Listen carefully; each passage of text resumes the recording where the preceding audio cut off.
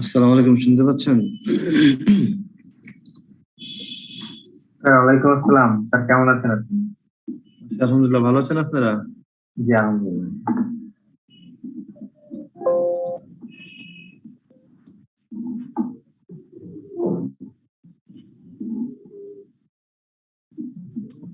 So গত ক্লাসে গুলো শেয়ার করার মতো কিছু আছে কি?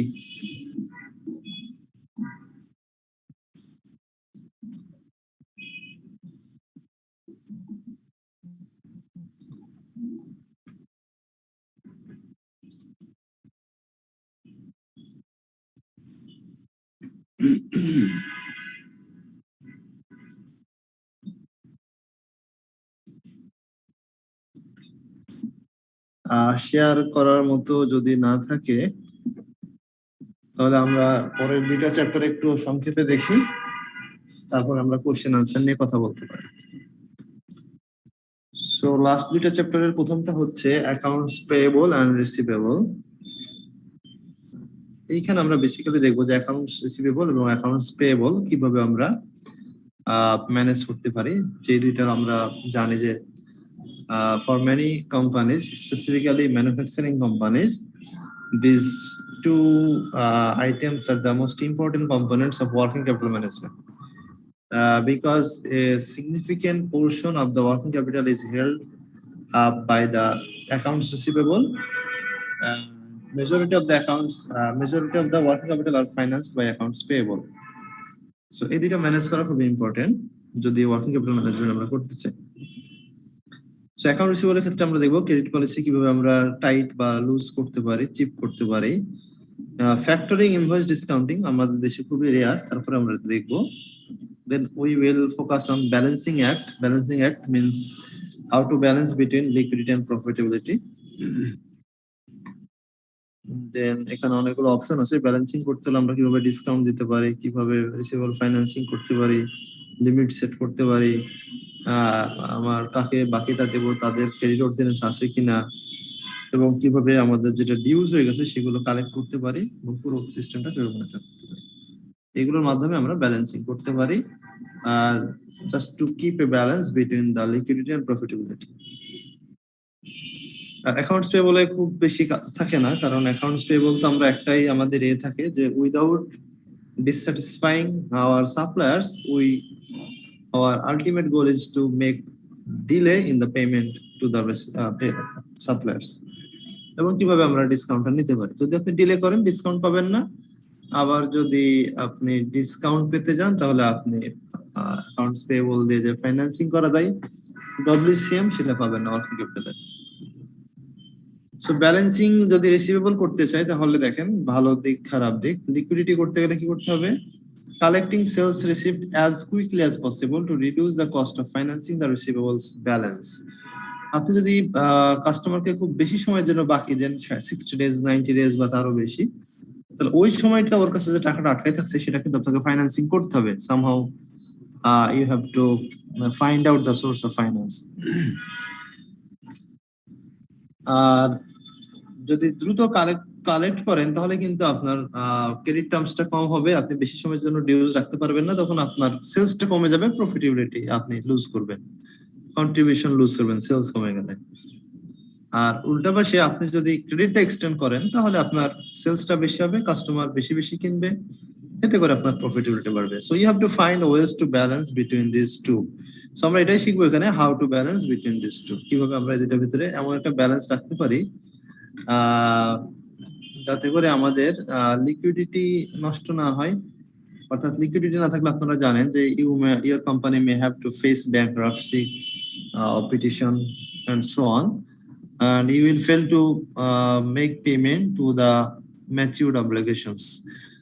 On the other hand, if you maintains liquidity to an upper level, you may lose profitability. Your customers may switch to competitors who actually offers extended credit facilities. So you have to balance between these two.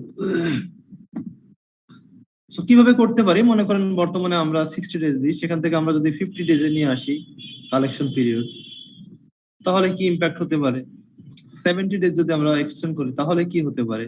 অর্থাৎ এখানে আমার benefit কি আর cost কি এটা আমরা analysis করব এখানে, যাতে করে আমরা ব্যালেন্সিংটা করতে পারি। পেয়েবলও তাই, যদি আপনি ডিলেই করতে পারেন, দেরি করে দেন, তাহলে আপনার হাতে ক্যাশটা বেশি থাকবে, লিকুইডিটি নিশ্চিত হবে। বাট ডিলে হলে কি হবে, এট দ্য সেম টাইম আপনার বেশি ডিলে করলে আপনার ফিউচারে আপনি এই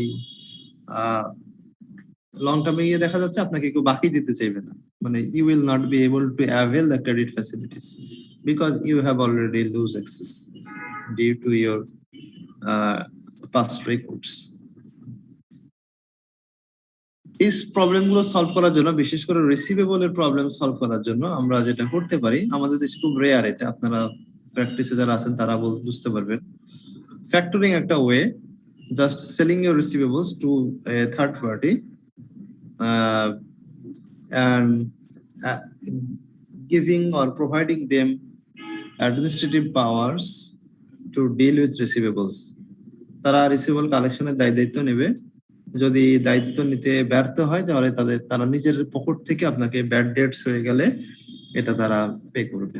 তারা একটা মিনিমাম চার্জ তারা নেবে, অ্যাডমিনিস্ট্রেশন চার্জ এবং একটা পার্সেন্টেজ তারা নেবে। তো এই ক্ষেত্রে কি হয়, আপনার কাস্টমারকে যদি থার্ড কোনো কোম্পানি বারবার চাপ দেয় টাকার জন্য, তাহলে আপনার ওই কাস্টমারকে আপনার কাছে আর আসবে?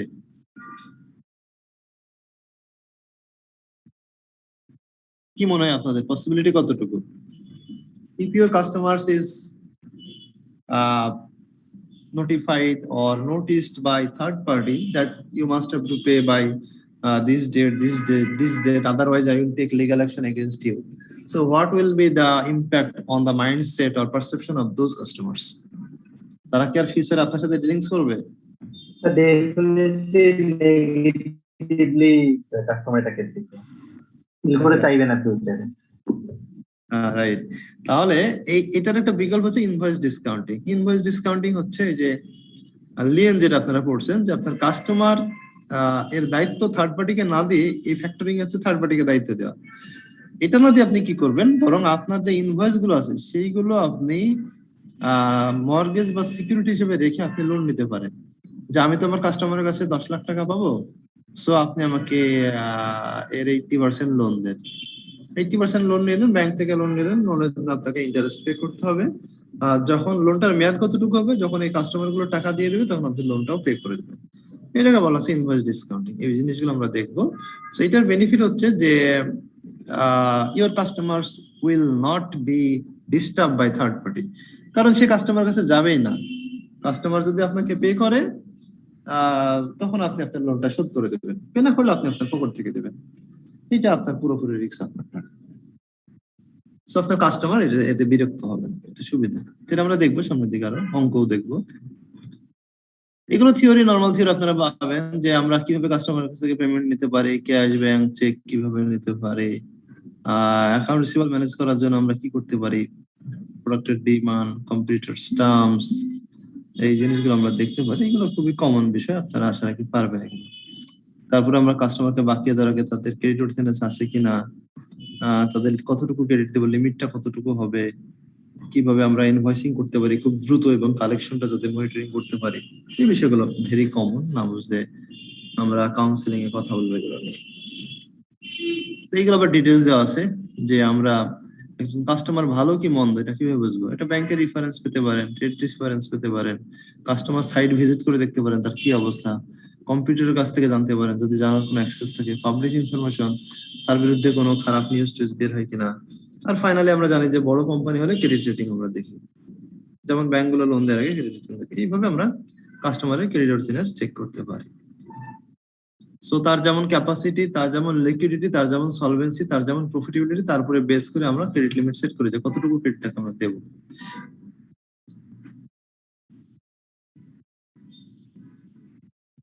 সো ইনভয়েসিং এবং কালেক্টিং ওভারডিউ ডেটস, বাকি পড়ে গেলে কি করতে পারেন, বারবার রিমাইন্ডার দিতে পারেন, টেলিফোন কল করতে পারেন, তার যদি সে কোনো অর্ডার দিয়ে থাকে সাপ্লাইজ আটকায় দিতে পারেন, ডেট কালেক্টরের সাহায্য নিতে পারেন, লিগ্যাল অ্যাকশন, ফাইনালি যদি কোনোভাবে না পারেন তাহলে লিগ্যাল অ্যাকশন নিতে পারেন। এই জিনিসগুলো আসলে থিওরি পড়লে আপনারা পারবেন, কোনটাকে না বুঝলে আমাকে বলবেন, আমি এটা দেখব। এখন আসেন আমরা আসলে কিভাবে প্র্যাকটিক্যালি এটা দেখতে পারি, এটা আমরা একটু প্র্যাকটিস করি, যে হাউ টু কন্ট্রোল রিসিভেবলস, তারপর আমরা পেয়েবলটা দেখব। যেটা আপনাদের বলছিলাম একটা ইন্টারেস্টিং বিষয়, যে আমরা যদি মনে করেন বর্তমানে আমরা কাস্টমারদেরকে 60 ডেজ সময় দিই পে করার। এখন এটাকে যদি আমরা 50 ডেজে নিয়ে আসতে চাই, তাহলে আমরা 10 দিন আগে কালেকশনটা করতে পারবো, বা আমাদের আর রিসিভেবল কম সময়ে আমরা কালেকশন করতে পারবো, বা আটকায় থাকবে কম, এখানে আমাদের বিনিয়োগ করা লাগবে কম। সো সেই ক্ষেত্রে আমাদের টার্গেট কত হবে?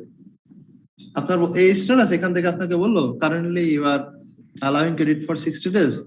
So if you would like to reduce or trim down these 60 days to 50 days or 40 days or 30 days, so how much of this receivable should be collected?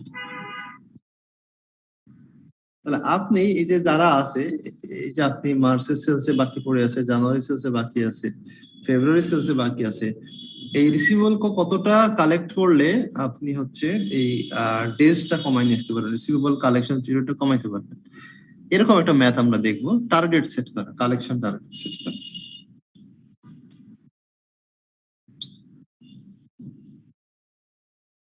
At the end of March, the trade receivables of M were as follows. তাহলে March মাসের শেষে আপনি কাস্টমারদের কাছ থেকে কত টাকা পাবেন? সো ফর মার্চ সেলস পুরোটাই বাকি, মার্চ মাসে যেটা বিক্রি করছেন পুরোটাই বাকি পড়ে আছে, $1.2 million বা $12 লাখ বলতে পারেন। From February sales, 70% of sales in the month. For January sales, 30% of the sales in the month. এই তার মানে হচ্ছে জানুয়ারিতে যেটা বিক্রি করছেন, জানুয়ারিতে কিছুই পান নাই, ফেব্রুয়ারিতে হয়তো 70% পাইছেন, আর মার্চে এসে বাকি 30% এখনো ডিউজ পড়ে আছে। এই হচ্ছে এদের পলিসি, যে মাসে বিক্রি করে সেই মাসে কিছুই নেয় না, পরের মাসে গিয়ে 70, তারপরের মাসে গিয়ে 30, এইভাবে তারা আদায় করে থাকে। এটা থেকে যা বোঝা যাচ্ছে। তো যাই হোক, মার্চের শেষে 3 মাস মিলে তাদের ডিউজ পড়ে গেছে হচ্ছে কাস্টমারের কাছ থেকে মোট পাবে $2.17 মিলিয়ন বা $21,70,000। এখন এইটা থেকে আপনারা ডেজ বের করে ফেলতে পারবেন কিভাবে দেখেন, মার্চ মাস কত দিনে, এটা তো সবাই জানেন তাই না?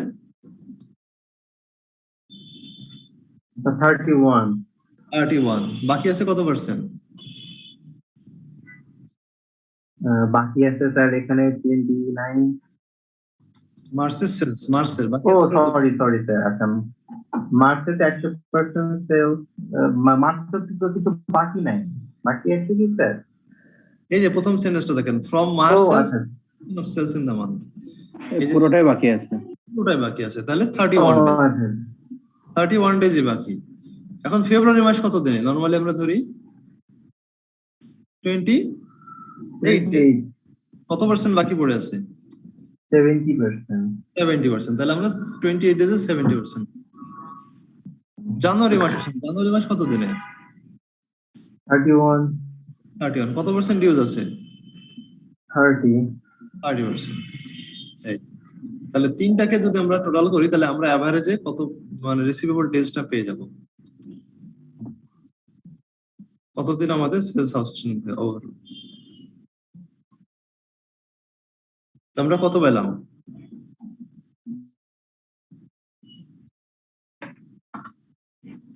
কোশ্চেনে দেওয়া আছে, করেই দেওয়া আছে, এটা সামনের দিকে করতে হবে আপনাদেরকে। 60 days, sales outstanding থাকে। The company wants to reduce its average days sales outstanding from 60 days to 50 days. এটা বেসিক্যালি কাদের প্রবলেম?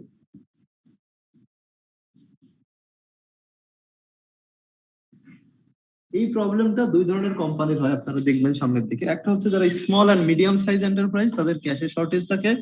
আর একটা হচ্ছে গ্রোয়িং ফার্ম, যে ফার্মগুলো খুব গ্রো করছে, মার্কেট এক্সপ্যান্ড হচ্ছে, তাদের ক্যাশ শর্টেজ প্রবলেমটা বেশি।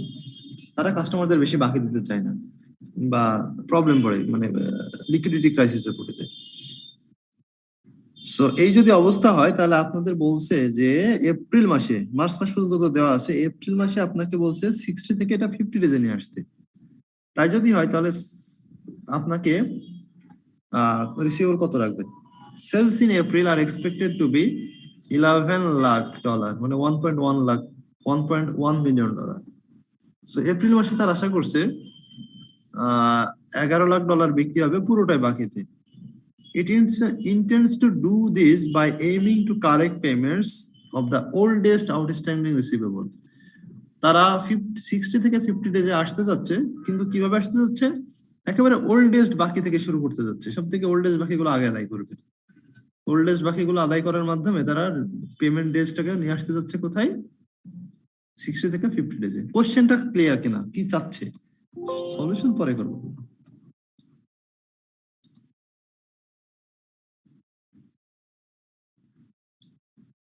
তাহলে আপনারা বলেন এপ্রিল মাস কত দিনে?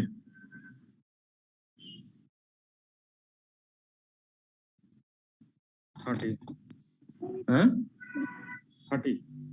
30 ডেজ, রাইট। এপ্রিল মাস হচ্ছে 30 ডেজে। এক্সাম্পল হচ্ছে দেখেন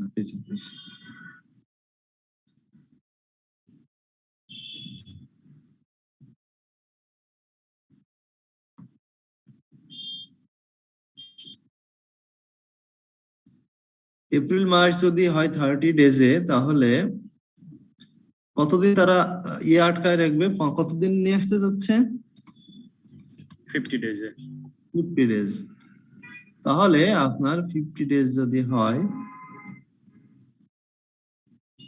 এপ্রিল আগে কোন মাস? March, right? এপ্রিলে যদি 30 দিন আটকায় রাখে, তাহলে মার্চের আর কয়দিন নিতে পারবে? 50 হতে হলে 20 দিন। 20 দিন। আর বাদ বাকি যত ওল্ডেস্ট আউটস্ট্যান্ডিং রিসিভেবল আছে সব কালেকশন করা লাগবে, না হলে তারা 50 ডেজে আসতে পারবে না। বিষয়টা খুবই সিম্পল যদি সিম্পলি নেন। আমার কথা কি বোঝা গেছে? অনেকে বুঝে ফেলছেন অলরেডি, যারা বোঝেন না আবার বলছি। আমাকে বলছে বাই দ্য এন্ড অফ, আপনাদেরকে কি বলছে? By the end of April, এপ্রিলের শেষে আমরা কি দেখতে চাই? আমার এভারেজ ডে সেলস আউটস্ট্যান্ডিং তবে কতদিন? 50 ডেজ। তো আমরা জানি যে মাসে বিক্রি করে সে মাসে পুরোটাই বাকি, আমি বলেই দিয়েছি এখানে পুরোটাই বাকি। এপ্রিল মাসে যদি পুরোটা বাকি থাকে, এপ্রিল মাসে কতদিন? 30 ডেজ। তাহলে এপ্রিল যদি 30 ডেজ হয়ে যায়, তাহলে এপ্রিলের আগে কোন মাস? মার্চ। তাহলে 50 দিন যদি হতে হয়, তাহলে 30 দিন আমার অলরেডি হয়ে গেছে। তাহলে মার্চ থেকে আমরা নিতে পারবো কতদিন? 20 ডেজ, রাইট? জি স্যার। ওকে, তাহলে মার্চ থেকে যদি 20 আমরা নিই, তাহলে 50 হয়ে যাবে এপ্রিল আর মার্চ মিলে। তাহলে আগের যত ডিউজ পুরোটা আমাদের কি করতে হবে? কালেক্ট করে ফেলতে হবে। আমি ক্লিয়ার? তাহলে জানুয়ারির কোনো কিছু বাকি রাখা যাবে না স্যার। জানুয়ারির 1 টাকাও বাকি রাখা যাবে না। ফেব্রুয়ারির কোনো কিছু বাকি রাখা যাবে না স্যার। ফেব্রুয়ারির 1 টাকাও বাকি রাখা যাবে না। তাহলে 2,70,000 7 লাখ পুরোটা আমাদের আদায় করতে হবে। এখন আমরা যদি মার্চ থেকে যদি আমরা বলি যে মার্চের 20 দিন বাকি দিলাম, তাহলে মার্চের বাকি পড়েছে কত দিনের? 31। 20 দিন যদি বাকি দেন, তাহলে কত দিনের আদায় করতে হবে? 11 দিন। 11 দিনের। এই যে মার্চের থেকে আমাদের আদায় করতে হবে 11 দিনের। এটা খুবই সিম্পল। কিভাবে? এই যে মার্চের বাকি আছে 12 লাখ, তাকে আপনি 31 দিন দিয়ে ভাগ করেন আর হচ্ছে 11 দিন দিয়ে গুণ করেন, তাহলে আপনি পেয়ে যাবেন। এই যে তাহলে 11 দিনের বাকি কতটুকু, মানে কতটুকু আদায় করতে হবে, বাকি 20 দিন পড়ে থাকবে। তাহলে মার্চের 11 দিন আদায় করতে হবে, ফেব্রুয়ারির পুরোটা আদায় করতে হবে, আর জানুয়ারির পুরোটা।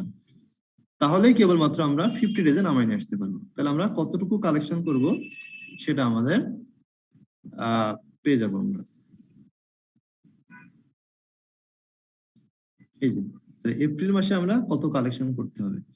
Collection target for April should therefore be, এত কিছু পড়ার দরকার নাই। দেখেন আনসারটা এটাই, প্রায় 14 লাখের কাছাকাছি আমাদের আদায় করতে হবে। এখন বোঝা গেল কিনা বলেন? না বুঝলে আমি ডিফারেন্ট অ্যাপ্রোচে যাব।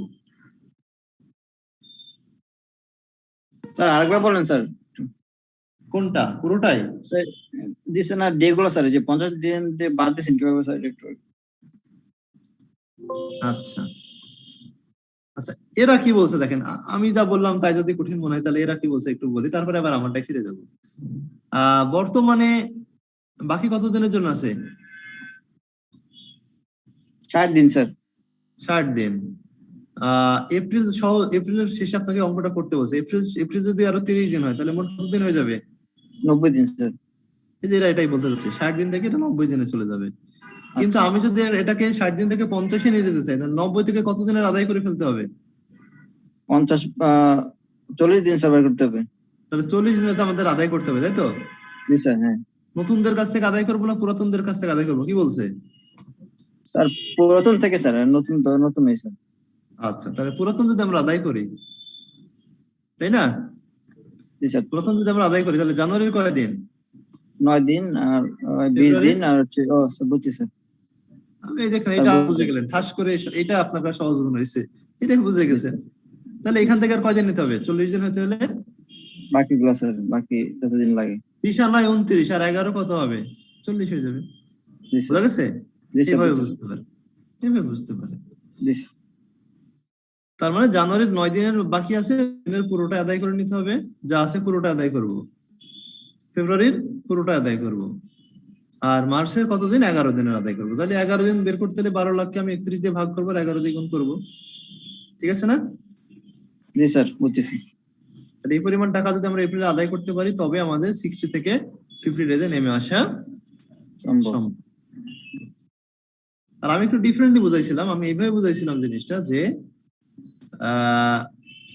আরেকবার কিভাবে বুঝাইলাম, আরেকবার বুঝাইলাম যে আমাকে কি করতে হবে, 60 ডেজ বাকি রাখা মানে কি, 50 ডেজ মানে এপ্রিল মাস তো পুরোটাই বাকি, তাহলে এপ্রিলে 30 দিন বাকি। 30 দিন যদি হয়ে যায়, আমি যদি 50 নিতে চাই, আর কয় দিনের বাকি রাখতে পারবো?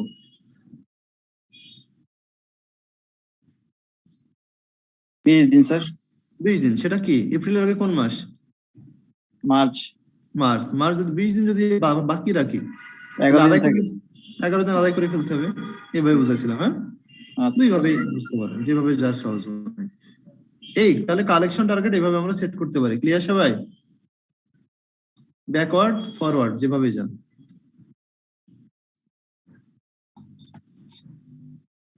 কারো কোশ্চেন থাকলে বলতে পারেন।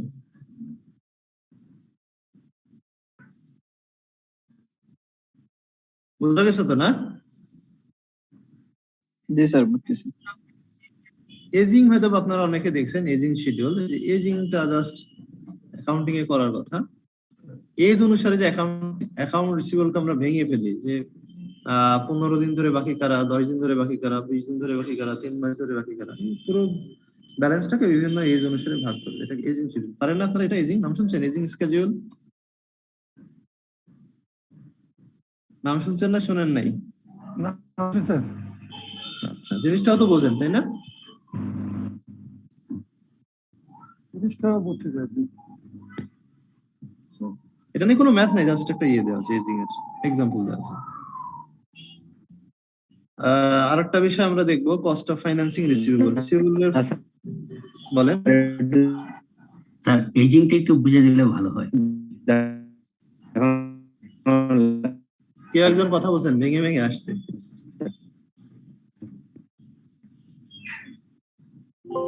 আমি কিছু বুঝলাম না, কি যেন বললেন একজন।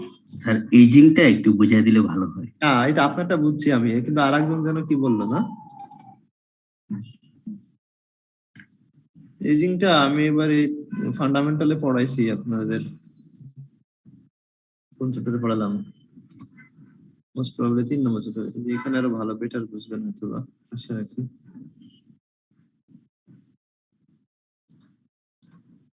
হ্যাঁ, এখানে আছে এজিং। এই যে এটা দেখতে পাচ্ছেন,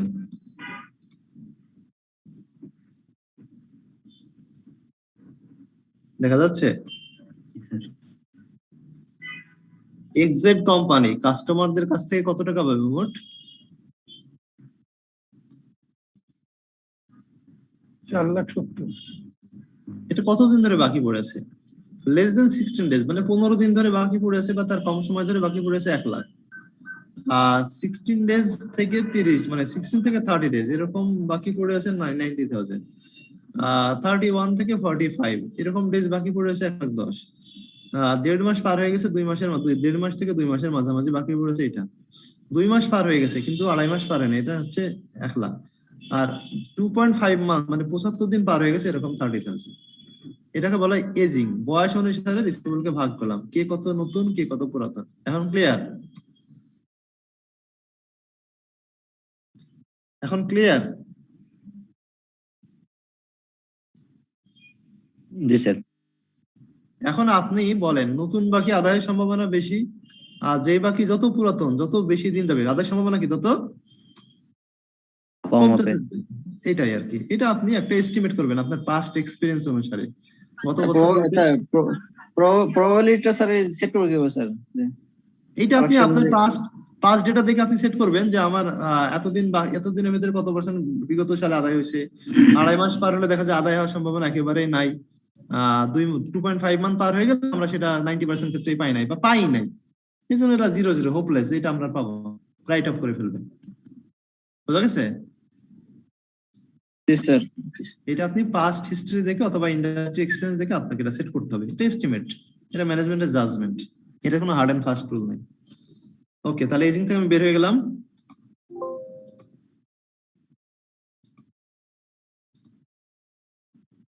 তাহলে এইভাবে এজিং করে আমরা রিসিভেবলকে কন্ট্রোল করতে পারি যে খাদ্যের ওখানে ফোকাস বেশি দিতে হবে। এখন এটাও একদম সিম্পল, মানে যেটা আপনারা নিজেরাই পারবেন। ফাইন্যান্স কস্ট, রিসিভেবলের ব্যালেন্স যেটা থাকবে তার উপরে আমরা ইন্টারেস্ট রেট বা কস্ট অফ ক্যাপিটাল চাপাই দেব। রিসিভেবল ব্যালেন্স কিভাবে বের করতে হবে এটা আপনারা আগে থেকে জানেন। Sales multiplied by receivable divided by 365। ওই যে আপনারা রিসিভেবল টার্নওভার যেটা শিখছিলেন WCM চ্যাপ্টারে, একটা অঙ্ক দেখলে ভালো বুঝবেন কত সহজ এটা। Page company has sales 20 million for the previous year. Receivables at the year end were 4 million. তাহলে মোট বিক্রি করছে 20 মিলিয়ন, তার ভিতরে বাকি হচ্ছে 4 million. And the cost of financing receivable is covered by an overdraft at the rate of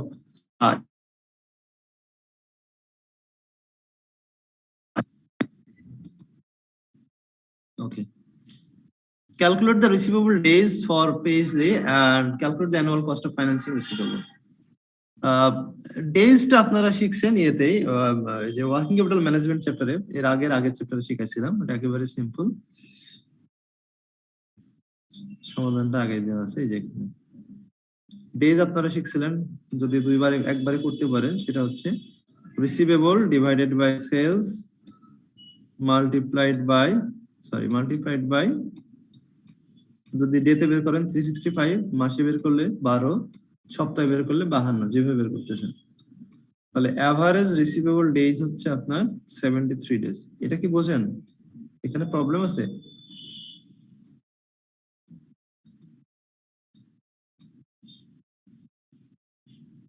ওই যে আপনারা অনেক কোশ্চেন করছিলেন না যে রিসিভেবল যখন টার্নওভার বের করবো সেলস দিয়ে, তারপরে যখন পেয়েবল করব কস্ট অফ সেলস দিয়ে অথবা পারচেজ দিয়ে, মনে আছে? জি স্যার। এটাই। সো রিসিভেবল ডেজ আমরা বের করতে পারি receivable divided by sales multiplied by 365। তাহলে আমাদের রিসিভেবল আউটস্ট্যান্ডিং থাকে মোটামুটি 73 দিন। একবার বিক্রি করলে কাস্টমারের কাছে এভারেজে 73 দিন আমাদের টাকাটা আটকে থাকে। তাহলে ফাইন্যান্সিং কস্ট কত? আমাদের ফাইন্যান্সিং কস্ট খুবই সিম্পল। আমাদের বাকি পড়ে আছে কত? 4 মিলিয়ন। এখানে আমাদের কত পার্সেন্ট ইন্টারেস্ট বহন করতে হয়? এটা হচ্ছে 12%। আমাদের রিসিভেবল আটকে আছে, অর্থাৎ কস্ট অফ ফাইন্যান্সিং রিসিভেবল হচ্ছে আমাদের 4,80,000 ইয়ারলি। তাহলে দুইটা জিনিস আমরা বের করা শিখলাম এখানে, বা আগেই শিখছেন এটা। একটা হচ্ছে আপনার স্যার কস্ট অফ ফাইন্যান্স তো স্যার এটা 1 বছরের জন্য ছিল, কিন্তু 73 দিনের। রিসিভেবল ডেজ হচ্ছে আমার 73 ডেজ। দেখেন কি বের করতে বলছেন আপনি, বলছেন 73 বের করবো কিনা? মানে আসলে কস্টটা স্যার কি 73 দিনের হবে না? মানে এটা তো পুরো বছরের জন্যই 12%। রাইট, পুরো বছরের জন্য 12%। এখানে দেখেন finance cost receivable balance multiplied by just interest rate direct.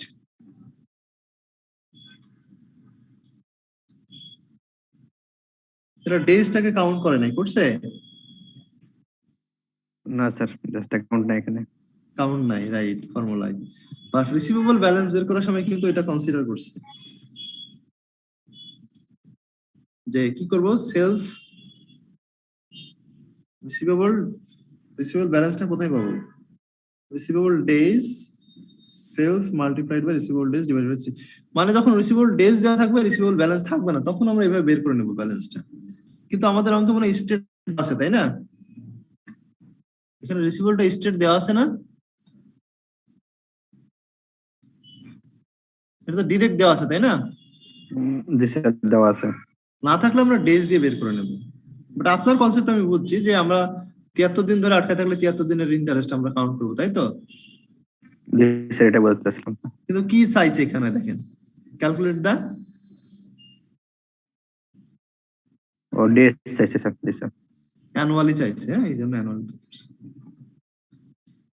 এখন আসেন আরেকটা ডিসিশন আমরা শিখি, সেটা হচ্ছে যে আমরা ডিসকাউন্ট দেব নাকি ডিসকাউন্ট দেব না।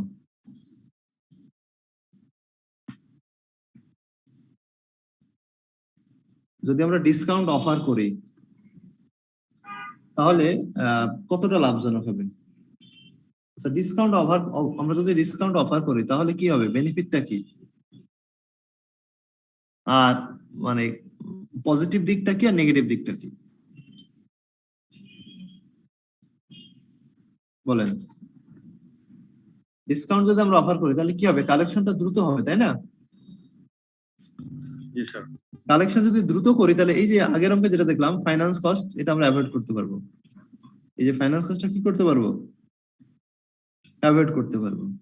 তাহলে কি করা উচিত, ডিসকাউন্ট দেওয়া উচিত কিনা? এখন ফাইন্যান্স কস্ট কতটুকু আমরা অ্যাভয়েড করতে পারবো আর ডিসকাউন্ট কতটুকু দেওয়া লাগবে? যদি আমার ডিসকাউন্ট বেশি দেওয়া লাগে, ফাইন্যান্স কস্ট কম অ্যাভয়েড হয়, তাহলে কিন্তু ডিসকাউন্ট দেওয়া ভালো হবে। ডিসিশন খুবই সিম্পল।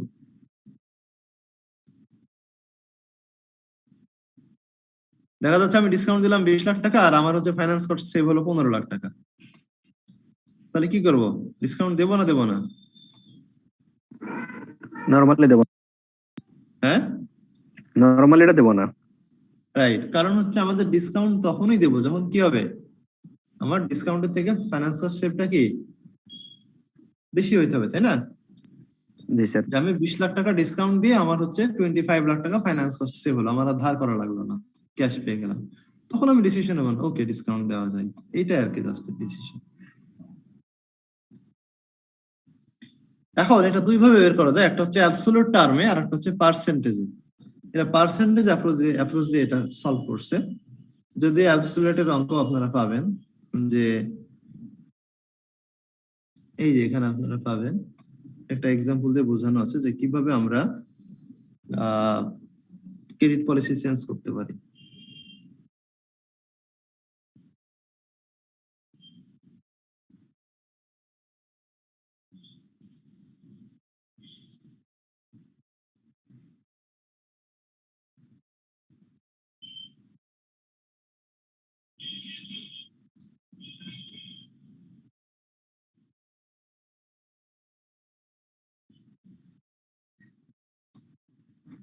সো 3 নম্বর অঙ্ক সলভ করার জন্য দেখেন এর একটা ফর্মুলা দিয়ে দিয়েছে যে annual discount, cost of discount কিভাবে বের করবেন যদি অ্যাবসলিউট টার্মে না করেন, তাহলে কিভাবে বের করবেন? অ্যানুয়াল কস্ট বের করার একটা ফর্মুলা দিয়েছে দেখেন, 1 plus discount divided by amount left to pay. তার মানে হচ্ছে যদি আপনি 2% ডিসকাউন্ট দেন তাহলে 2 হচ্ছে এখানে, আর তাহলে যদি 100 এর ভিতরে 2 দিয়ে ডিসকাউন্ট দিয়ে দেন তাহলে লেফট থাকলো কত, আর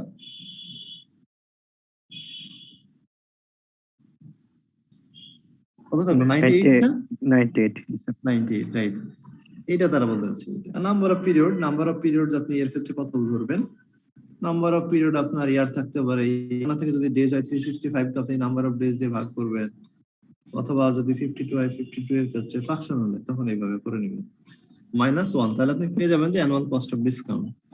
এইভাবে তারা 3 নম্বরে সলভ করছে দেখেন এই ফর্মুলাটা দিয়ে। এই যে প্রথমে যে মাঝখানের পার্টটা কত পার্সেন্ট ডিসকাউন্ট দেখেন, পেজডি কোম্পানি আজ সেলস একই অঙ্ক বলছে 20 মিলিয়ন সেলস করছে, রিসিভেবল আছে হচ্ছে 4 মিলিয়ন, আর ইন্টারেস্ট রেট 12%, সেম সবকিছু রাখছে এটুকু রেখে বলছে এখন it is now considering offering A cash discount of 2%।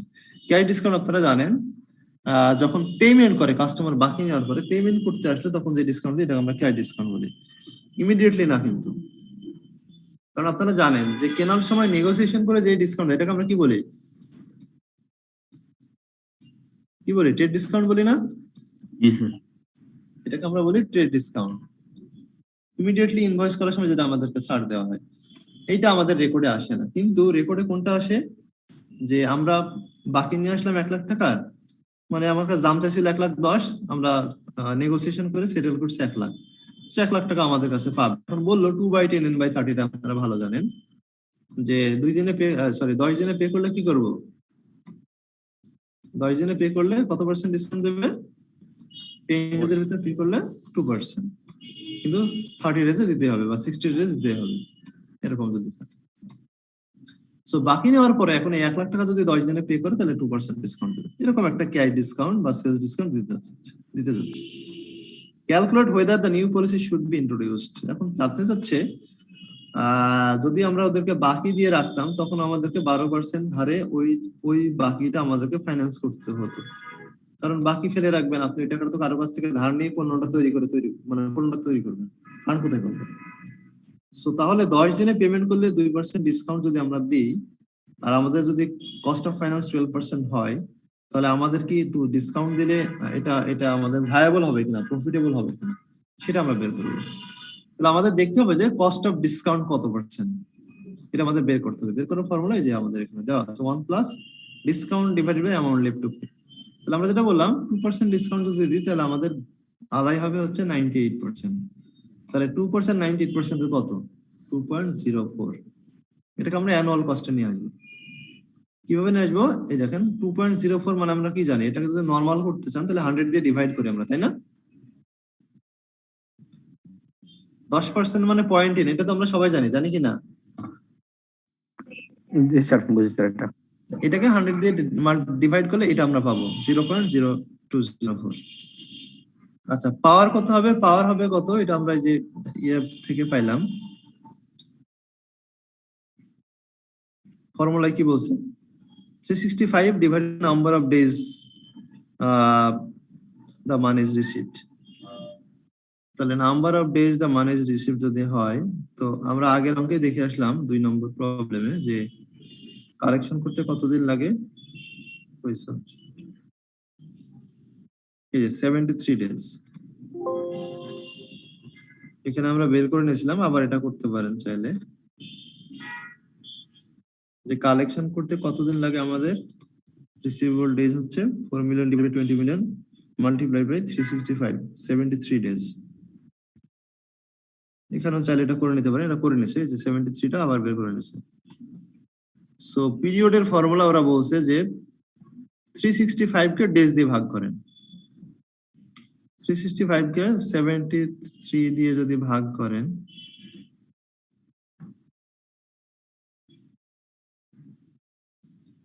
এটা ছিল নরমাল পেমেন্ট ডে। এখন যদি আপনি ডিসকাউন্ট দেন তাহলে কয়দিন আগে পাবেন পেমেন্টটা?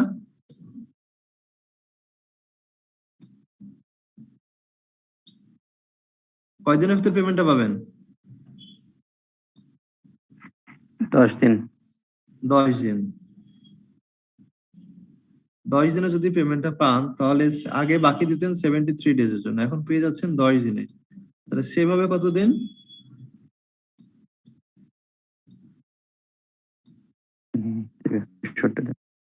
63 ডেজ কমে আসবে। পিকুলিয়ার টাইপের একটা মানে ফর্মুলা, 65 ডিভাইডেড বাই 63, তাহলে পিরিয়ডস হচ্ছে 5.794, এটা হচ্ছে এন এর value. So 1 plus rate of discount to the power, এই যে ডেটটা আমরা বের করলাম সেভিংস, তাহলে আমাদের বের হয় হচ্ছে যে কস্ট অফ ডিসকাউন্ট অ্যানুয়ালি যদি আমরা কনভার্ট করি এটা আসে 12.41%। তাহলে ডিসকাউন্ট চলে যাচ্ছে আমাদের অ্যানুয়ালি 12.41%, অথচ আমাদের ধার করার ক্যাপাসিটি আছে কত পার্সেন্টে?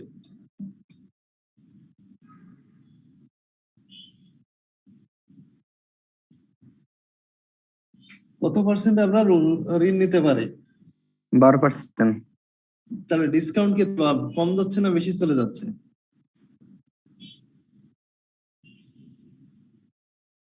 বেশি যাচ্ছে। বেশি যাচ্ছে। তাহলে আমরা কি করব? ডিসকাউন্ট অফার করব নাকি আগের অবস্থাতেই থাকবো? যদিও মার্জিনাল ডিফারেন্সটা খুবই ক্লোজ, তারপরেও দেখা যায় it would be not marginally cheaper, marginally বলছে এই জন্য খুবই ডিফারেন্সটা গ্যাপটা খুবই ছোট, to borrow the money from the bank rather than offering the discount. So discount offer না করে আমাদের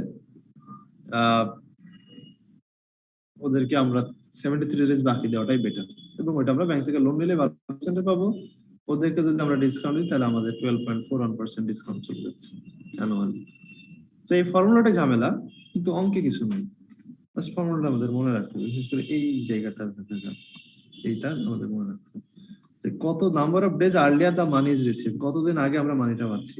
এটা বের করতে হলে যে আগে আমাদের কতদিন লাগতো, আর এখন যদি আমরা 2/15 আমরা যদি বলি 15 দিনে দিলে 2% ডিসকাউন্ট পাবো, তাহলে 73 থেকে 15টা মাইনাস করে দেবো, তাহলে আমরা সেভিং ডেজটা পেয়ে যাবো। কতদিন আগে পাচ্ছি এখন, মানে আগের এক কথায় আগে যদি আমরা 80 দিনে পাইতাম, এখন যদি 10 দিনে দিয়ে দেয় ডিসকাউন্ট নেওয়ার লোভে, তাহলে 70 ডেজ আমাদের সেভ হলো। 65 কে আমরা 70 দিয়ে আমরা ডিভাইড করবো, তাহলে আমরা পিরিয়ডটা পাবো। ক্লিয়ার এটা?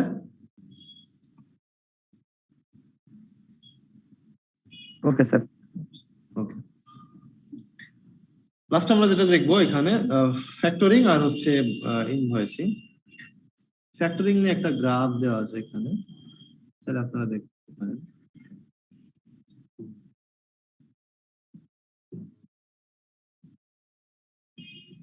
এটা আমাদের দেশে খুব রেয়ার যদিও। এই যে ফ্যাক্টরিং আমরা বেনিফিটস কি, প্রবলেমস কি, কিভাবে ক্যালকুলেশন করতে হয়,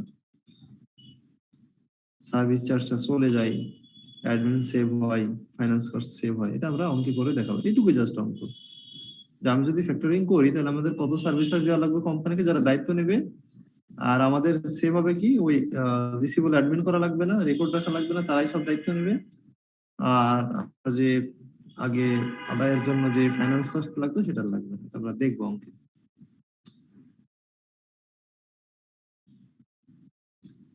তাহলে ফ্যাক্টরিং এর ভালো মন্দ দিক কি,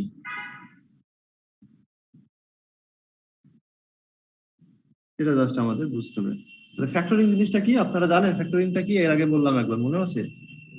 হোয়াট ইজ ফ্যাক্টরিং? পড়ছেন কখন এর আগে? স্যার একটু বললে ভালো হয়।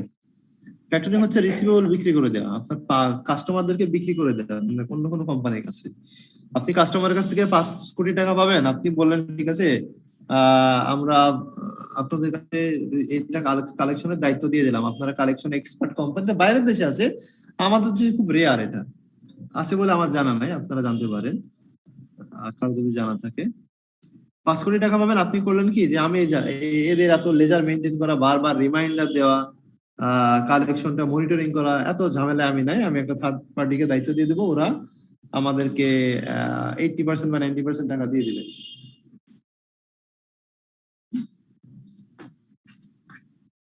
পুরোটাই দেবে, বাট আগাম কিছু দেবে, পরে কিছু দেবে, এবং যে টাকাটা তারা দেবে তারপরে তারা একটা ফাইন্যান্স কস্ট বা ইন্টারেস্ট নেবে, এবং আমাদের রিসিভেবল তারা অ্যাডমিনিস্ট্রেশন করার জন্য, তার জন্য তারা কিছু লেজার টেজার মেইনটেইন করবে, তার জন্য কিছু তারা টাকা নেবে। দুইটা চার্জ তারা নেবে, একটা হচ্ছে যে তারা যে আমাদের রিসিভেবল অ্যাডমিনিস্ট্রেশনের দায়িত্ব নিচ্ছে, তারা লেজার মেইনটেইন করবে, রিমাইন্ডার দেবে, তার জন্য কিছু টাকা নেবে, আর যে টাকাটা তারা আমাদেরকে অ্যাডভান্স দিয়ে দেবে, তারপরে তারা একটা ইন্টারেস্ট চার্জ করবে।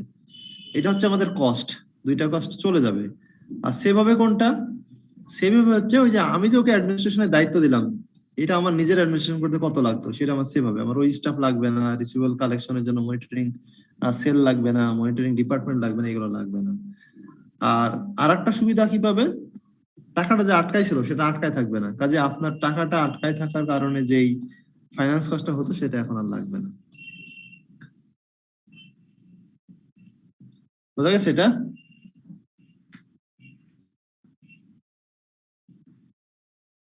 জি স্যার, বুঝতে পারছি।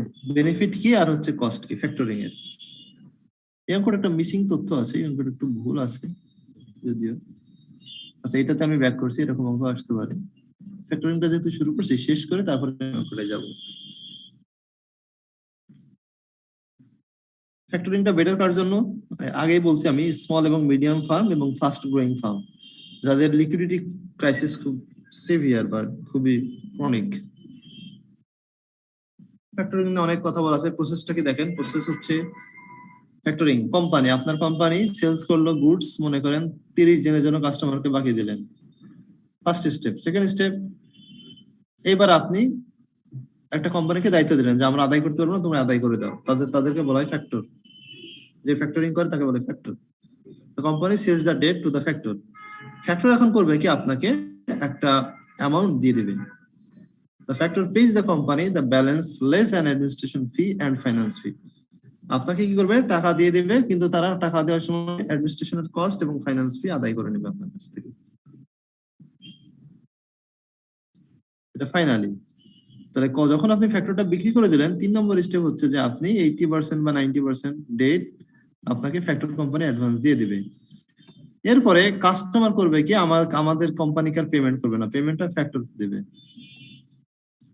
ফ্যাক্টর পেমেন্টটা পাওয়ার পরে আপনাকে ওই যে 80% দিয়ে রাখছিল, বাকি 20% দেবে, কিন্তু 20% দেওয়ার সময় তার ফিটা এবং অ্যাডমিনিস্ট্রেশন কস্টটা আদায় করে নেবে।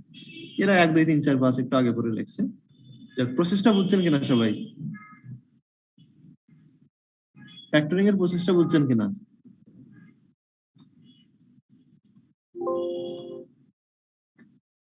আবার বলবো না, বুঝছেন? বুঝছি স্যার। তাহলে এটা কি আমাদের দেশে এক্সিস্ট করে, কারো জানা আছে? মনে হয় না। ফার্মের আছে স্যার, দু একজনে করে এরকম, খুব হ্যাঁ? কম সংখ্যক আছে স্যার, খুব কম সংখ্যক, মানে খুব বেশি নাই। স্যার আমরা তো স্যার গার্মেন্টস এর তো আমরা ওই যে মানে বিলগুলো অনেক সময় ডিসকাউন্টিং করি ব্যাংকের কাছে sir. Back to back LC দিলে এলসির টাকাটা ব্যাংক থেকে ডিসকাউন্টিং করে টাকা নেওয়া হয় আর কি। হ্যাঁ, সেটা কিন্তু আলাদা জিনিস, সেটা আমরা সামনে পাবো, সেটা ফ্যাক্টরিং না, ঠিক? ও আচ্ছা আচ্ছা।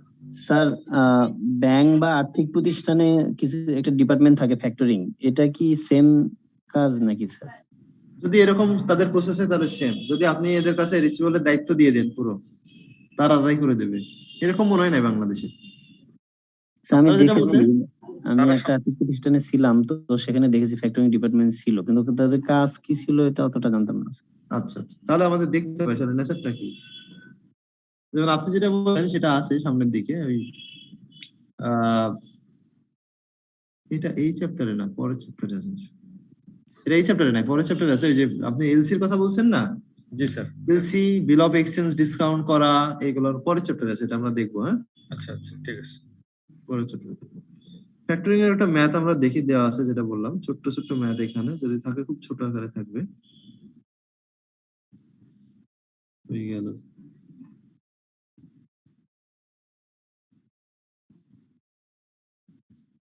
Example 4, এই যে অঙ্কটা দেখেন। Eden is a medium-sized company producing a range of engineering products which it sells to wholesale distributors. Recently, its sales have begun to rise rapidly due to economic recovery. However, it is concerned about its liquidity position and is looking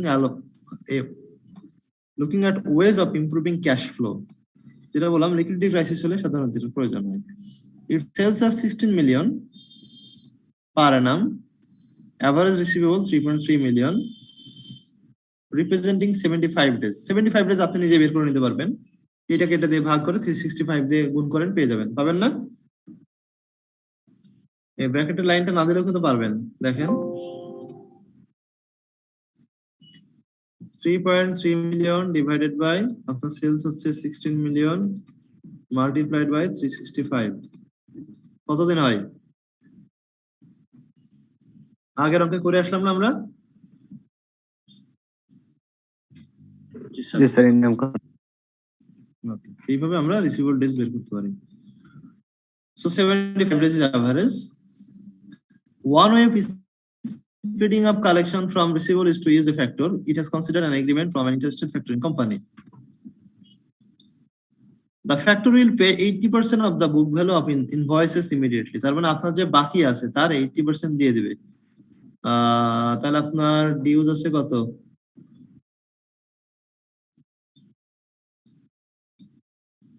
dues কত আপনার মোট?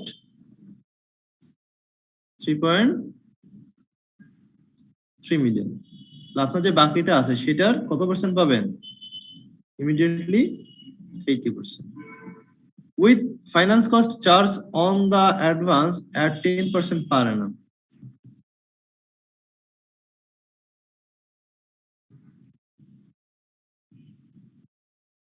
তাহলে এটার পরে তারা charge দেবে কত percent? 10%। হ্যাঁ, the factory will charge 1% of the sales as their fee for managing the sales ledger. আপনার যে সেলসটা আছে তার 1% তারা নেবে হচ্ছে আপনার লেজার মেইনটেইন করার জন্য অ্যাডমিনিস্ট্রেশন চার্জ হিসেবে। তাহলে আপনার কস্ট দুইটা, একটা হচ্ছে আপনি যে টাকাটা নেবেন তার 10% ইন্টারেস্ট দেবেন তাকে, আর আপনার যা সেলস হবে তার 1% দেবেন অ্যাডমিনিস্ট্রেশনের জন্য। এই হচ্ছে দুইটা আপনার চলবে কস্ট। আপনার বেনিফিট কি? There will be administrative saving of $1 lakh. এটা যদি আপনি দিয়ে দেন ওদেরকে দায়িত্ব, তাহলে আপনার $1,00,000 সেভ হবে অ্যাডমিনিস্ট্রেটিভ কস্ট।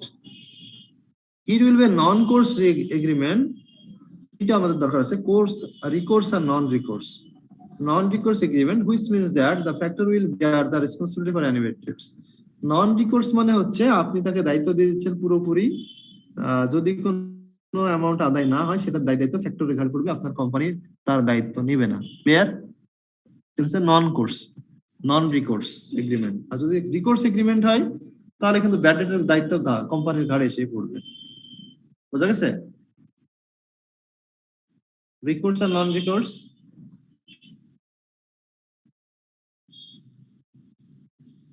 রিকোর্স স্যার একটু বলুন কাইন্ডলি। নন রিকোর্স মানে কি, আপনার যখন আপনি ফ্যাক্টরিং করবেন তখন আপনার ডিউজ আদায়ের পুরো দায়িত্ব হচ্ছে ফ্যাক্টরির উপরে, থার্ড পার্টির উপরে। তারা যদি আদায় করতে না পারে তাদের পকেট থেকে আপনাকে দিয়ে দেবে সেটা। ক্লিয়ার?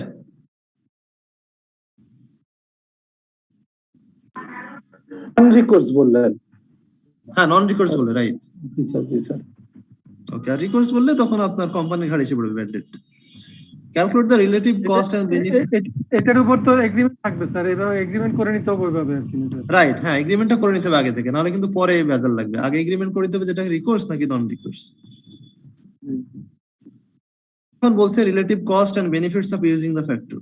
তাহলে আপনার কস্ট তো দুইটা বলেই দিলাম, একটা তো স্পষ্ট হলো বলে দিয়েছে, সেলস এর কত পার্সেন্ট নেবে তার অ্যাডমিনিস্ট্রেশন কস্ট, আর যে টাকাটা আপনাকে দেবে তার উপর কত পার্সেন্ট নেবে, এটা হচ্ছে আপনার কস্ট। আর বেনিফিট হচ্ছে আপনার অ্যাডমিনিস্ট্রেশনের জন্য কিছু কস্ট বেঁচে যাবে, আপনি যেহেতু অ্যাডমিনিস্ট্রেশনের দায়িত্ব নিচ্ছেন না, অন্যের গাড়ি দিয়ে দিচ্ছেন।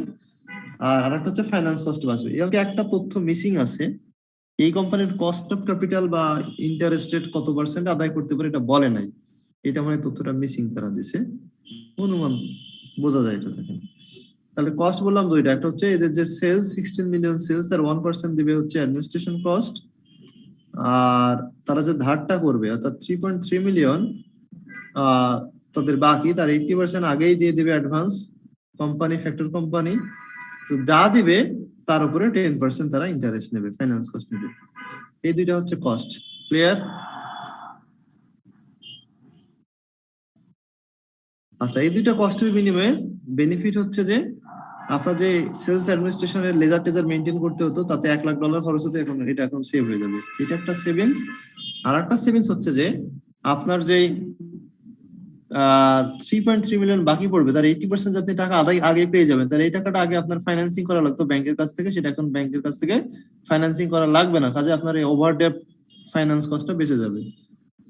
তো তার কত পার্সেন্ট আপনি সেভ করতে পারবেন, এটা রেট কত পার্সেন্ট অঙ্কে দেওয়া থাকবে, এটা দেওয়া নাই, এটা একটা ভুল অঙ্কের মানে ইনফরমেশন গ্যাপ আছে। এটা কোশ্চেনে দেওয়া থাকবে যে কোম্পানির কস্ট অফ ক্যাপিটাল, যেমন আগের অঙ্কে দেওয়া ছিল যে 12% ইন্টারেস্ট তাদের, এরকম ওভারডেপ রেটটা দেওয়া থাকবে। এটা এই অঙ্কে ধরে নিয়েছে 8%, সম্ভবত কোশ্চেনটা মিস করছে। 8% বা 10% বা 12% দেওয়া থাকবে, ওইটা দিয়ে আপনি আপনার ফাইন্যান্স কস্ট কত পার্সেন্ট সেভ হবে। পরীক্ষা প্রশ্ন স্যার, পরীক্ষা প্রশ্নে যদি এই যে এখানে ইন্টারেস্ট রেটটা দেওয়া না থাকে, তা আমরা সেভাবে আমাদেরকে কোনো সংশোধনী দিল আমরা কোনভাবে কি করে আসবো প্রশ্ন অ্যান্সারটা? না, আপনাদের বলতে হবে ডাইরেক্ট যেটা মিসিং, নাহলে আপনি নোট দিয়ে দেবেন যে this information is missing, so we assume that it might be 8%, 10%, 12% একটা ধরে নিয়ে তখন নোট দিয়ে দিবেন। আচ্ছা আচ্ছা, ইচ্ছে মতো একটা রেট ধরে নিলেই হবে। অবশ্যই, কারণ না থাকলে কি করবেন বলেন, 8% কোথায় পাইছে, ফাইন্যান্স কস্ট, তাই না? কোম্পানির cost of rate of interest না জানলে আমরা বলতে পারবো এটা? এটা তো বের করার মতো কোনো ইনফরমেশন দেওয়া নাই, তাই না? আশা দেখি সামনের দিকে এরকম হবে না, আমরা কোশ্চেনের পুরো প্যাটার্ন চেঞ্জ করে ফেলছি। আপনাদের যদি একটু দেখায়, দেখানো ঠিক না, তারপরে ওই প্রসেসে মানে এই যে একটা ব্লেম সবসময় আসে যে স্যার কোশ্চেন তো সিলেবাসের বাইরে হয়েছে, কি করব আমরা, তাই না?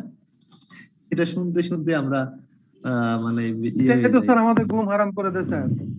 রাইট। যা পড়ে যায় প্রশ্ন আসে না। এখন দেখেন আপনারা, এটা শেয়ার করা উচিত না, আমি জাস্ট একটু দেখাচ্ছি। দেখেন, মনে করেন কস্ট অ্যাকাউন্টিং বা ইন্টারমিডিয়েট ফাইন্যান্সিয়াল অ্যাকাউন্টিং এর কোশ্চেন হবে, তো কোশ্চেন সেটারের কাছে আগে চলে যাচ্ছে যে আপনাকে কিভাবে কোশ্চেন সেট করতে হবে। এই যে দেখেন, এই কস্ট অ্যাকাউন্টিং আসলে আছে কি, আরে বাবা কতগুলো ফাইল খোলা, আমি তো ফাইলের বের হারাই দেবো।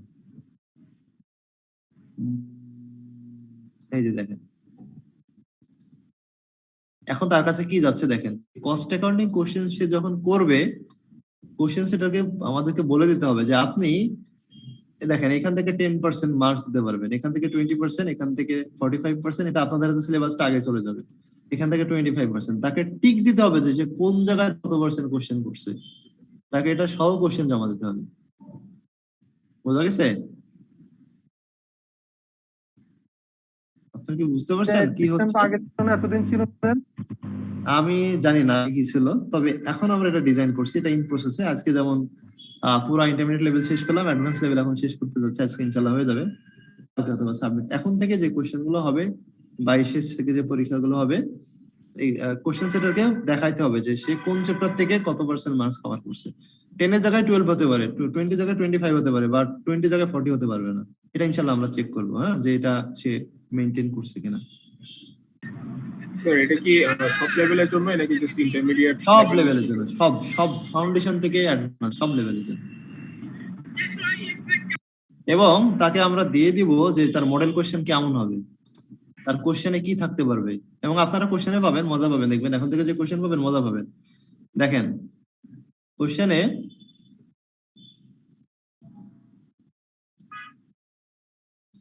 মানে আপনারা যা যা চাচ্ছেন, মানে আসলে যা পাওয়া উচিত চাচ্ছেন না, আনডিউ চাইলে তো আমরা দিতে পারবো না, ডিউ যেটা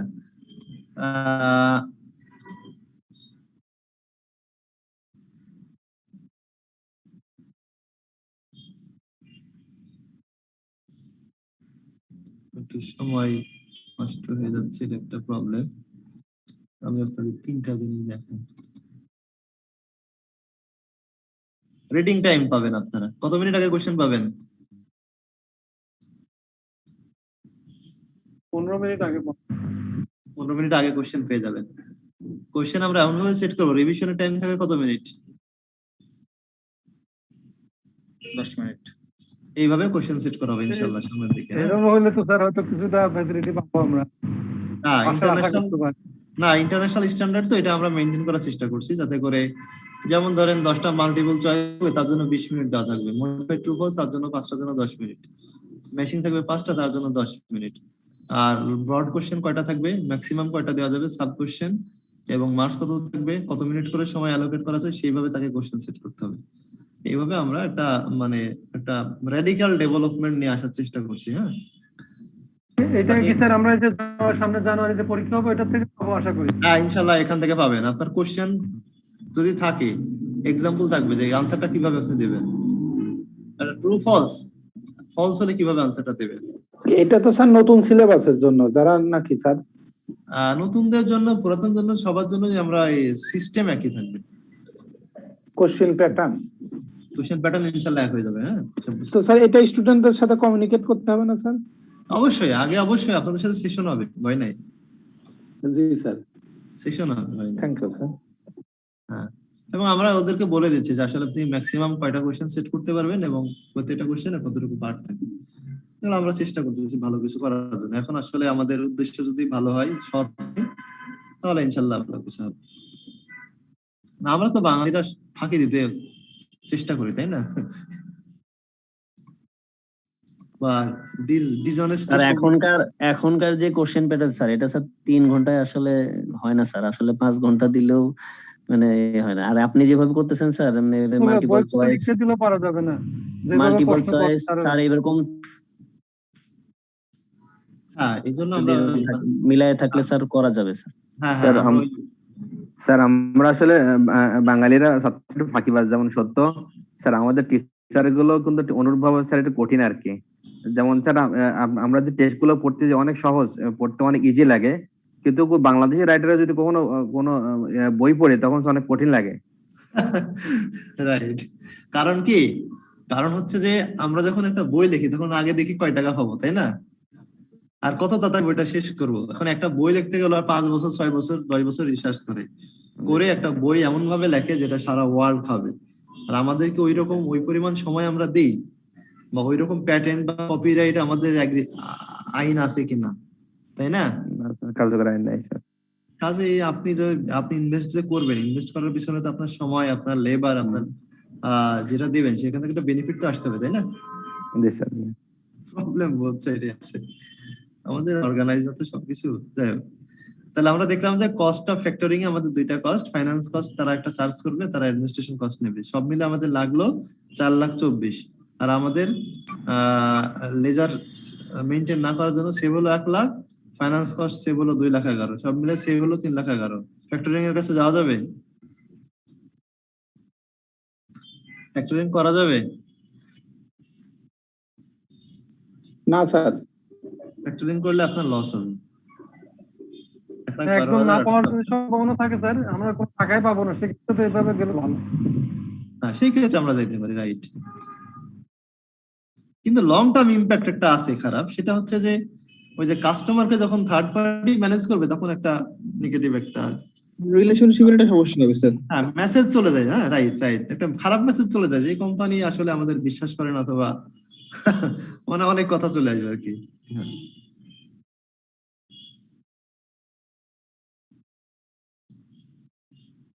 পেবল নিয়ে একটা ছোট্ট ম্যাথ দেওয়া আছে, জাস্ট ওই যে একই রকম অঙ্ক। স্যার এই ক্ষেত্রে যদি কোনো কোম্পানি টাকা না দেয়, ব্যাড ডেট হয়, তাহলে এটা রেসপন্সিবল কে নিবে? আমাদের ফ্যাক্টরিং কোম্পানি নাকি আমাদের নিজেকে নিতে হবে? ওই যে রিকোর্স আর নন রিকোর্স, ও ওকে স্যার। নন রিকোর্স দিয়ে যদি আপনি চুক্তি করেন তাহলে ওই ফ্যাক্টরকে দায়িত্ব নিতে হবে, আর যদি রিকোর্স দিয়ে চুক্তি করেন তখন কস্ট কম হবে, ফাইন্যান্স কস্ট কম নেবে, কিন্তু আপনাকে দায়িত্ব আপনার ঘাড়ে এসে পড়বে। আচ্ছা, পেয়েবল ম্যানেজমেন্ট করতে গিয়ে আমরা দেখেন একটা ম্যাথ দেখাই, আমি আর একটা মজার মধ্যে এখানে আছে, একটু সময় পাচ্ছি না যে সুন্দর করে ইয়ে করবো, চ্যাপ্টার হয়ে গেছে বেশি, P2 তে চ্যাপ্টার 12টা, আপনাদের এখানে চ্যাপ্টার 18টা, যেই কারণে সব অঙ্ক দেখাই দেখি আমি আর মানে, এবং আমরা অনেক চ্যাপ্টারে সব অঙ্ক দেখাইছি, এই ক্ষেত্রে আমরা একটু পিছিয়ে গেছি। One supplier has offered a discount of 2% on an invoice for $7,500. If payment is made within 1 month rather than the 3 months normally taken to pay, the box overdraft rate is 10% per annum. Calculate it if it is financially worthwhile for them to accept the discount and pay early. এখানে আপনাকে বলছে যে আপনার কাছে কেউ $7,500 পায়, তারা বলছে যে আপনারা 1 মাসের ভিতরে পে করেন তাহলে আপনাদেরকে 2% ডিসকাউন্ট দেব। তো বর্তমানে আপনারা কয় মাসে পে করেন? 3 মাসে। 3 মাসে। সো 3 মাসে যখন পে করেন আপনি, তার মানে 2 মাস আপনি ডিলে করে দেন। সো যদি আপনি 1 মাসে পে করে দেন তাহলে বাকি 2 মাস আপনাকে কি করতে হবে? বাকি 2 মাসের কারো না কারো কাছ থেকে টাকা ধার নিতে হবে, ওই পরিমাণ টাকা, তাই না? ওই সময়টাই ক্রাইসিসটা মেটানোর জন্য, লিকুইডিটি পজিশন মেটানোর জন্য। কারণ এখন কিন্তু আপনি 3 মাস দেরি করেন মানে কি আপনার হাতে কিন্তু টাকাটা আটকায় থাকছে, থাকবে কিনা? জি স্যার। আপনি 1 মাসে যখন পেমেন্টটা দেবেন তাহলে 2 মাসে ওই টাকাটা আপনার থাকবে না, তার মানে ওই টাকাটা আপনার লাগবে তখন অন্যান্য পেমেন্ট করার জন্য। তো আপনার পেমেন্টের যখন আপনি ব্যাংক থেকে ওভারড্রাফট পেন তখন আপনাকে 10% পার annum পে করা লাগে। এখন আপনাকে দেখতে হবে ডিসকাউন্ট রেট যদি আপনার 10% এর বেশি হয় সেভিংসটা, তাহলে আপনি ডিসকাউন্টটা অ্যাকসেপ্ট করবেন যে হ্যাঁ আমি ডিসকাউন্ট নেবো। আর যদি দেখা যায় যে না এটা 10% এর কম হয় তাহলে আপনি নেবেন না, এটাই বলতে চাচ্ছি। তাহলে ডিসকাউন্ট যদি আমরা নেই তাহলে 7,500 করে আমরা ডিসকাউন্ট কত, এই যে এটা হচ্ছে অ্যাবসলিউট মেজার। হ্যাঁ, এই বিকল্পটা আমরা একবার করে আসছি, যে একটা অঙ্ক করে আসলাম যে পার্সেন্ট দিয়ে একটা ডিসিশন না। আর একটা আমি বলছিলাম যে অ্যাবসলিউট মেজার, এটাও করা যায়, এটা দেখেন ওইখানে অ্যাপ্লাই করতে পারেন। তাহলে আমি 7,500 যদি 2% ডিসকাউন্ট নিই তাহলে আমাদের মোট ডিসকাউন্টের পরিমাণ কত হবে? 150, তাই না? রাইট, 150। আচ্ছা, তাহলে আমরা যদি এই ডিসকাউন্টের সুবিধাটা নিই তাহলে আমরা কিন্তু 7,500 1 মাসে পে করে দেব। তাহলে বাকি 2 মাসের জন্য কিন্তু আমাদের 7,500 ঋণ করতে হবে কত পার্সেন্টে? 10%। তাহলে কয় মাসের জন্য? 2 মাসের জন্য। 2 মাসের জন্য। তাহলে ইন্টারেস্ট কস্ট কত চলে যাবে? 125 টাকা। কিন্তু আমরা ডিসকাউন্ট পাবো কত? 150। তাহলে লাভ আছে। লাভ আছে, তার মানে আমাদের $25 সেভ হবে। তাহলে আমাদের we should accept the discount offer. Clear? বোঝা গেছে এটা?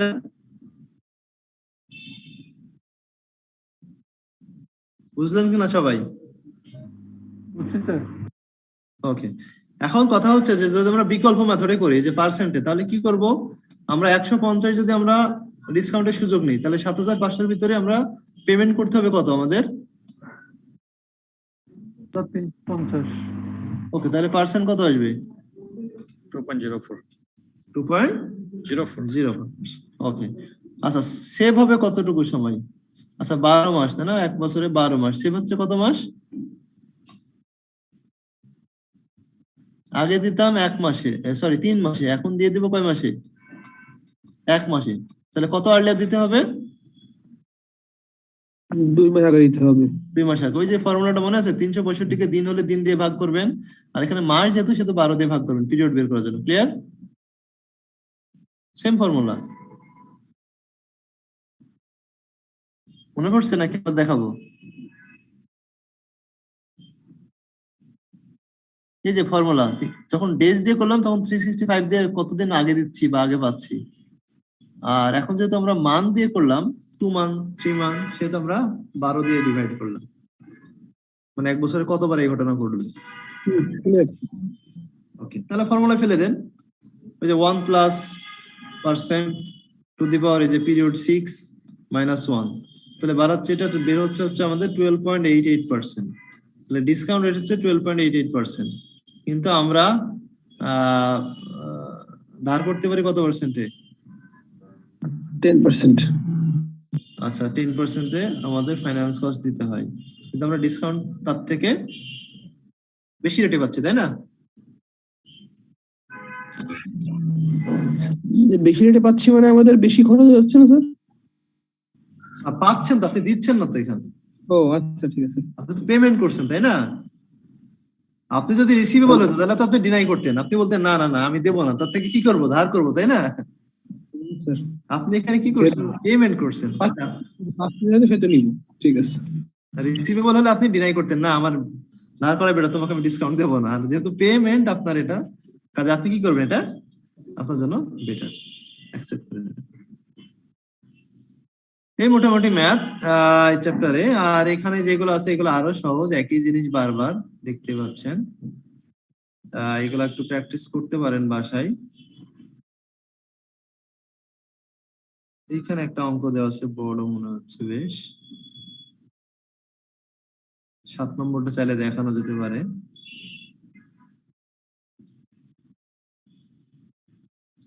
এরকম একটা অঙ্ক এক্সাম্পলে দেওয়া আছে, আমি মনে হয় এক্সাম্পলটাও দেখতে পারেন, আবার এখানেও দেখতে পারেন চাইলে।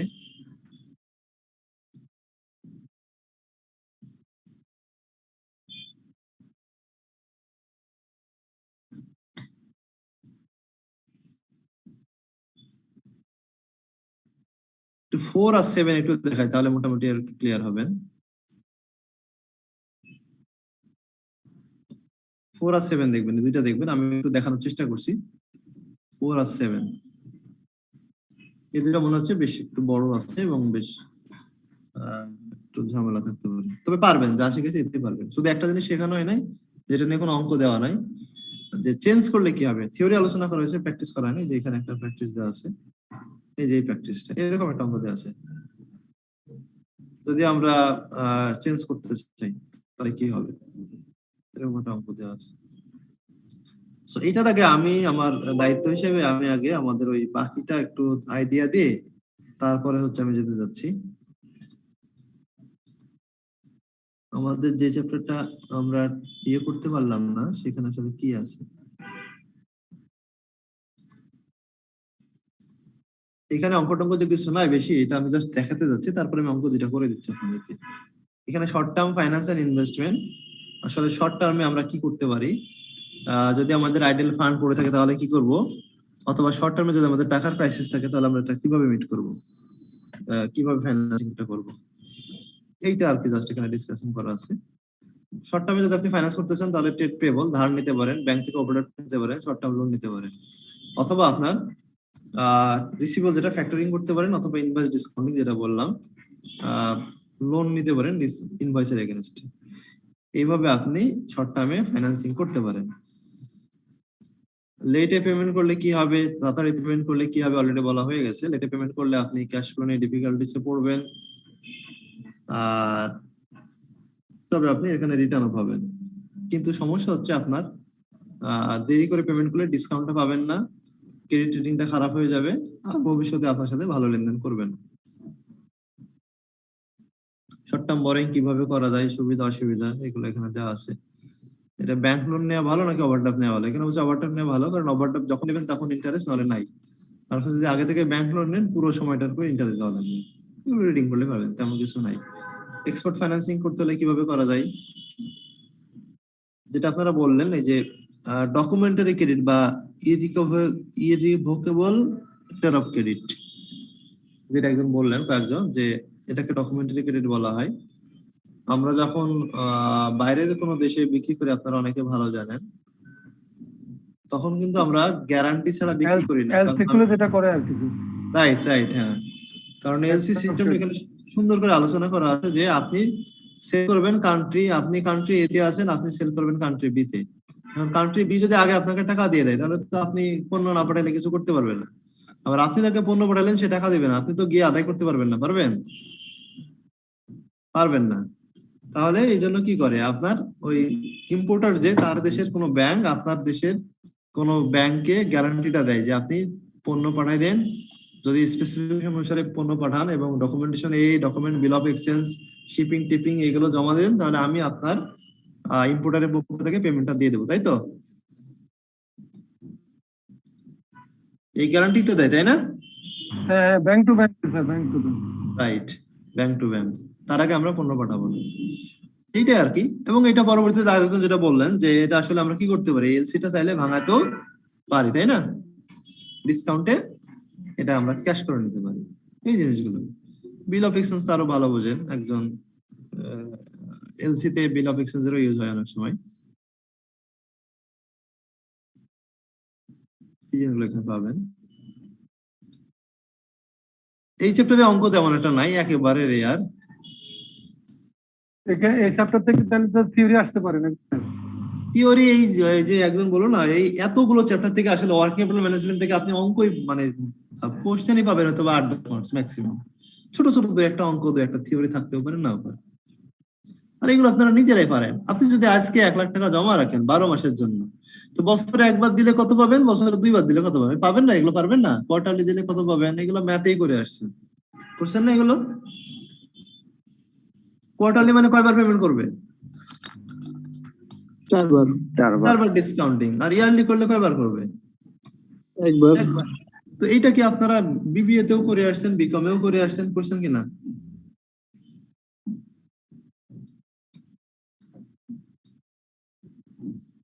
এখানে অঙ্ক এত ছোট ছোট এবং এত, আমি কি দেখাবো নাকি পারবেন?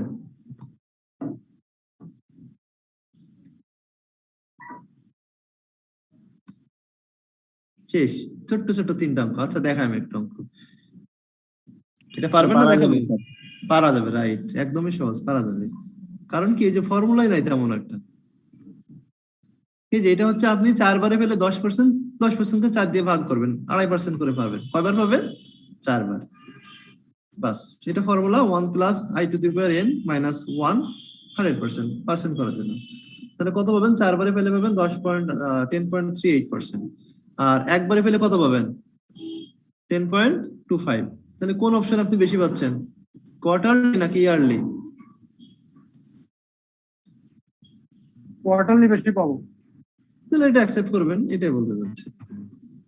আবার ট্রেজারি বিল যদি হয়, ট্রেজারি বিল বা নেগোশিয়েবল ইনস্ট্রুমেন্ট যদি আপনি ভাঙান, তাহলে কত পার্সেন্ট পাবেন, অথবা ইস্যু প্রাইস কত, তার একটা ফর্মুলা দিয়ে দিচ্ছে, সেটা বসাই দিলে সবগুলো আপনি পেয়ে যাবেন। এই যে ডিসকাউন্ট কত একটা বিলে, ট্রেজারি বিল বা ট্রেজারি বন্ডে, বলছে ডিসকাউন্ট বের করতে হলে আপনাকে কি করতে হবে, আপনাকে জানতে হবে যে কত পার্সেন্ট ডিসকাউন্ট দেবে। ডিসকাউন্টের রেটটা কোশ্চেনে দেওয়া থাকবে। এফ মানে আপনাকে ফেস ভ্যালুটা দেওয়া থাকবে, ফেস ভ্যালু কত দেওয়া থাকবে, টিতে টাইম কতদিন, 90 দিনের জন্য বিলটা নাকি 100 দিনের জন্য নাকি 10 দিনের জন্য নাকি 30 দিনের জন্য, তারপরে 1 বছরে কতদিন, এটা দিলে আপনি পেয়ে যাবেন ডিসকাউন্টের পরিমাণ। আর ফেস ভ্যালু থেকে যদি আপনি ডিসকাউন্ট বাদ দেন, তাহলে ইস্যু প্রাইস পেয়ে যাবেন। কারণ আপনারা জানেন যে ট্রেজারি বিল, ট্রেজারি বন্ড বা non interest bearing bond, zero coupon bond, এইগুলোতে আপনার যদি $100 এটার ফেস ভ্যালু হয়, তাহলে আপনি হয়তো $95 কিনলেন, ভাঙানোর সময় $100 পাবেন, তাহলে $5 আপনি পাবেন ডিসকাউন্ট বা ইন্টারেস্ট। যেমন ধরেন একটা বন্ড ট্রেজারি বিল আছে হচ্ছে $1000, এটার ফেস ভ্যালু, 5% ডিসকাউন্ট দেওয়া হবে 91 দিনের জন্য, তাহলে ইস্যু প্রাইস কত হবে? 360 দিনের বছর ধরতে পারবেন, বলে দিচ্ছে তারা। ফর্মুলায় ফেলে দেন ডিসকাউন্টের ফর্মুলাটা কি? ডিসকাউন্টের ফর্মুলা হচ্ছে, দেখেন কত পার্সেন্ট ডিসকাউন্ট? 5%। ফেস ভ্যালু কত? 1000 কত দিনের জন্য? 91 দিন। এক বছরে কত দিন? 360 দিন। বের হয়ে যাবে ডিসকাউন্ট কত।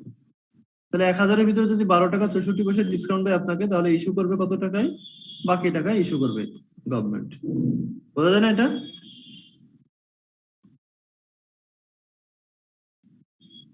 বোঝা যায়? স্যার বুঝতে পারছি। একদমই সিম্পল, এগুলো পারবে না। স্যার আগের অঙ্কটাই স্যার 1 মাইনাস কেন স্যার? মানে 1 plus interest rate two the power n minus 1। 1 হচ্ছে অরিজিনাল সামটা মাইনাস করে আমরা রেটটা বের করার জন্য। 1 প্লাস করছেন না একবার? জি স্যার।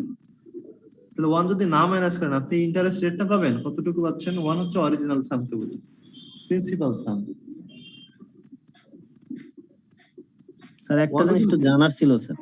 বলেন। ফর্মুলা তো আমি আবিষ্কার করিনি। বন্ডের মধ্যে দুইটা টার্ম ছিল, মানে এর আগে জিরো কুপন বন্ড আর কি জানি স্যার, এটা একটু বুঝাই দিবেন আসলে। আরেকটা কি বলেন? আরেকটা কি? কোন অঙ্কে? এটা দেন, অন্য অঙ্কে? না স্যার আমি এই অঙ্কে না, এমনি এই টার্মটা মানে শুনছিলাম আর কি। বন্ডের ক্ষেত্রে দুইটা আছে, ভাগ আছে, জিরো কুপন বন্ড আর একটা হচ্ছে আপনার কি নন ইন্টারেস্ট বেয়ারিং, ইন্টারেস্ট বেয়ারিং এরকম কিছু? জি জি স্যার, মানে বন্ডের ইয়াগুলো একটু স্যার মানে জাস্ট এক কথায় একটু বুঝিয়ে দিবেন স্যার। জিরো কুপন বন্ড হচ্ছে আপনার কুপন রেট বুঝেন? মানে গায়ে যেটা লেখা থাকে যে আপনাকে এত পার্সেন্ট ইন্টারেস্ট দেওয়া হবে। যেমন আপনি বেক্সিম করে একটা বন্ড কিনলে ওখানে লেখা থাকে 15% বা 12% বা 20% ইন্টারেস্ট পাবেন প্রতি বছর। এটা হচ্ছে ইন্টারেস্ট বিয়ারিং। হ্যাঁ, আর নন ইন্টারেস্ট বিয়ারিং বা জিরো কুপন বন্ড যেটা, সেখানে পার্সেন্ট লেখা থাকবে না, আপনাকে 1% ইন্টারেস্ট দেবে না। কিন্তু কি করবে? বন্ডের গায়ে লেখা আছে মনে করেন 1000 টাকা, ওইটা যখন আপনি কিনতে যাবেন, তো যদি আপনাকে 1000 টাকা দিয়ে কিনেন আর 1 বছর পরে 1000 টাকাই দেয়, তাহলে আপনি কিনবেন এটা?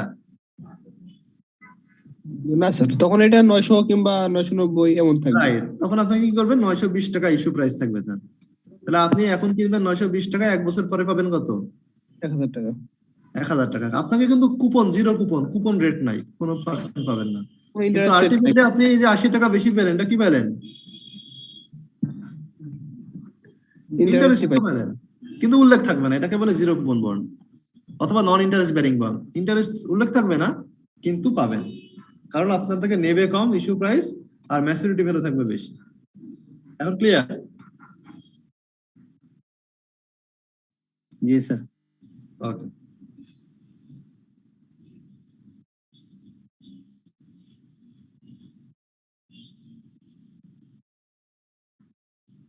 আরেকটা যেন কি অঙ্ক দেখলাম এখানে, কি ম্যাথ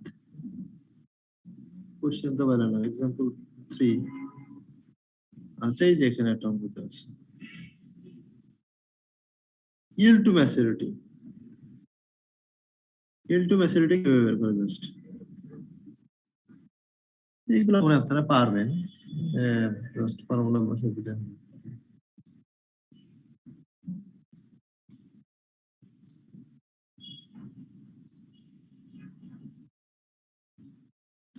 আচ্ছা, আইআরআর এর ফর্মুলা, আইআরআর শিখাইছেন আপনাদের? আইআরআর শিখাইছেন আমি, আইআরআর শিখাইছিলেন স্যার। ওটা দিয়ে পারবেন। তারপরে একটু আমি টাচ দিই এটা।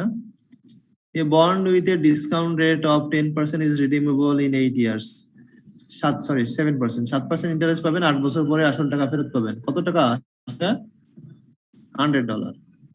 তাহলে $100 এই কুপন রেট বলে এটাকে, যেটা উল্লেখ আছে। তাহলে আপনার বন্ডটা আপনি মার্কেট থেকে যত টাকা দিয়ে কিনেন না কেন, আপনি কিন্তু ইন্টারেস্ট পাবেন কিসের উপরে? 100 উপরে। বোঝা গেছে? বোঝা গেছে? এটা হচ্ছে ফেস ভ্যালু বা ম্যাচুরিটি ভ্যালু বা পার ভ্যালু। বলেন। হ্যাঁ বোঝা গেছে স্যার, বুঝতে পারছি। তাহলে 7% হলে প্রতি বছর কত করে পাবেন? কত টাকা করে পাবেন? 70 টাকা। কেন 1000 এ 107% কত? 7 না? 7 টাকা। 7 করে পাবেন। এখন মার্কেটে কত পার্সেন্ট রেট, মার্কেটে যদি রেটটা এর থেকে বেশি হয়, মনে করেন 10%, 12%, 15%, অন্য কোম্পানি মার্কেটে দিচ্ছে 12%, 10%, এভারেজে মনে করেন 10% দিচ্ছে, তাহলে কি আপনি এই বন্ডটা কিনবেন? না স্যার। 7% ওয়ালা বন্ড আপনি কখনোই কিনবেন না। কিনবেন কখন? মার্কেট প্রাইসটাকে অ্যাডজাস্ট করে। যেমন ধরেন বলছে ইটস কারেন্ট পার্সেন্টেজ 82, এটা বর্তমানে ফেস ভ্যালু থেকে ডিসকাউন্টে ইস্যু হচ্ছে। কেন ডিসকাউন্টে? কারণ ইন্টারেস্ট কম যখন দেয় তখন ডিসকাউন্টে ইস্যু দেয়, আর যখন ইন্টারেস্ট সে মার্কেটের রেট থেকেও বেশি দেবে তখন সে কিসে বিক্রি করবে? প্রিমিয়ামে। বোঝা যায় জিনিসটা? জি স্যার, প্রিমিয়াম ইন্টারেস্ট ইউজ। ওকে, এটা হচ্ছে ফ্যাক্ট যে আমি যদি মার্কেটের থেকে বেশি রেটে দিই তাহলে আমি প্রিমিয়াম ইস্যু করবো, কারণ আমি বেশি দিচ্ছি, আমি দামও বেশি নেবো। আবার আমি যদি কম দিই তাহলে আমি আমার রেটটাও কি হবে, ইস্যু প্রাইসটাও ফেস ভ্যালু থেকে কম হবে। ডিসকাউন্ট। তাহলে এখানে এখানে আপনাকে বের করতে বলছে ইল্ড টু ম্যাচুরিটি। আপনি যদি ম্যাচুরিটি পর্যন্ত ধরে রাখেন আসলে আপনার কত পার্সেন্ট রিয়েলি আপনি আর্ন করছেন। যদিও আপনি আর্ন লেখা আছে 7%, আপনি 100-র উপরে 7% পাচ্ছেন, কিন্তু আপনি কি 100 টাকা দিয়ে বন্ডটা কিনছেন?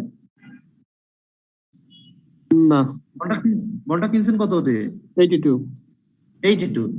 এর পরে আপনি কত করে পাচ্ছেন ইন্টারেস্ট? 7 টাকা। তাহলে আসলে পার্সেন্টটা কি বেশি? সেই বেশিটা কত? সেই বেশিটা এরা কি করছে, এই ফাইন্যান্সের বই তো অন্যভাবে করে, এরা করছে কি আইআরআর দিয়ে করছে। কিভাবে করছে? 7-এর বেশি 10 ধরছে, 7-এর বেশি 12 ধরছে। তো যদি 10 হয় তাহলে কি হবে তারা বলতে যাচ্ছে। 10 হলে কি হবে? আপনি প্রতি বছর কত পাচ্ছেন ইন্টারেস্ট? অ্যানুইটি পাচ্ছেন কিনা? জি স্যার, 7 করে পাচ্ছি। 7 করে পাইলে, প্রতি বছর 7 করে পাইলে অ্যানুইটি ফ্যাক্টর টেবিলে যাবেন। টেবিলে গিয়ে দেখবেন যে 8 বছরে 10% ডিসকাউন্ট হলে 1 টাকার প্রেজেন্ট ভ্যালু কত 8 বছরে। 8 বছরে যাবেন 10% যাবেন, পারবেন না? জি স্যার, পারবো। তাহলে এটা আমরা পেয়ে যাব যে এই পুরো 8 বছরে যে ইন্টারেস্ট দেব তার প্রেজেন্ট ভ্যালু কত, আর 8 বছর পরে আসল টাকাটা পেয়ে যাবেন, রাইট? জি স্যার। 8 বছর পরে 100 টাকা পেলে তার আজকের প্রেজেন্ট ভ্যালু কত? এটা যাবেন হচ্ছে 1 টাকার যে প্রেজেন্ট ভ্যালু নরমাল ওটাই যাবেন, দেখবেন 0.467। আচ্ছা, এই হচ্ছে আপনি মোট পাবেন ক্যাশ ইনফ্লোর আপনার প্রেজেন্ট ভ্যালু। আবার চলে যাবে কত? ইনিশিয়াল ইনভেস্টমেন্ট কিনবেন কত দিয়ে? 82 টাকা দিয়ে। 82 টাকা। 82। তাহলে আপনার নেট প্রেজেন্ট ভ্যালু কত? 2.045। পজিটিভ না নেগেটিভ? পজিটিভ। তাহলে আইআরআর বের করতে হলে একটা পজিটিভ লাগে আর একটা কি লাগে? নেগেটিভ লাগে। তাহলে 10% যদি পজিটিভ হয় তাহলে 12% 15% কি হবে? নেগেটিভ হবে। নেগেটিভ হবে। একই কাজ আবার করবেন 12% বা 15% ধরে, যেভাবে করেন একই রেজাল্ট হবে। ওই 7 টাকার প্রেজেন্ট ভ্যালু আর 100 টাকার 8 বছর পরে প্রেজেন্ট ভ্যালু, টেবিল থেকে ভ্যালু গুলো এবার হচ্ছে 12% ধরে করবেন 8 বছরই, তখন দেখবেন নেগেটিভ হয়ে গেছে 6.824। তো নেগেটিভ হলে আইআরআর এর ফর্মুলা চাপাই দিবেন, তখন low discount rate plus NPV at low discount rate divided by NPV at low discount rate minus NPV at higher discount rate multiplied by minus low discount rate. মনে আছে IRR ফর্মুলাটা? ঠিক চাপাই দেবেন, তাহলে পেয়ে যাবেন যে ইল্ড টু ম্যাচুরিটি কত বা ইফেক্টিভ রেট বলে এটাকে। ইফেক্টিভ রেট কত? আপনি পাচ্ছেন 7% কিন্তু আসলে 10% পাচ্ছেন, 10.46। কেন? কারণ আপনি 82-র উপরে 7% পাচ্ছেন, মানে 82 টাকা বিনিয়োগ করে 100 টাকার উপরে আপনি ইন্টারেস্ট পাচ্ছেন। স্যার আমরা আগে যখন করছিলাম তখন আমরা সূত্রটা অন্য একটা সূত্রে করছি। অন্য একটা সূত্র ছিল, রাইট। ফাইন্যান্সে কিন্তু সূত্র অন্যটা, আমরা এটা অ্যাকাউন্টিং এর দৃষ্টিকোণ থেকে করলাম। হ্যাঁ, ওকে। এটা নিয়ে কারো কোশ্চেন আছে বুঝতে সমস্যা? তাহলে আমি ডিটেইলস বলবো। আর আইআরআর এর ওই ফর্মুলা বসালে কি অ্যানসার সেম হবে? হ্যাঁ, অবশ্যই সেম হবে, সেমই তো হওয়ার কথা।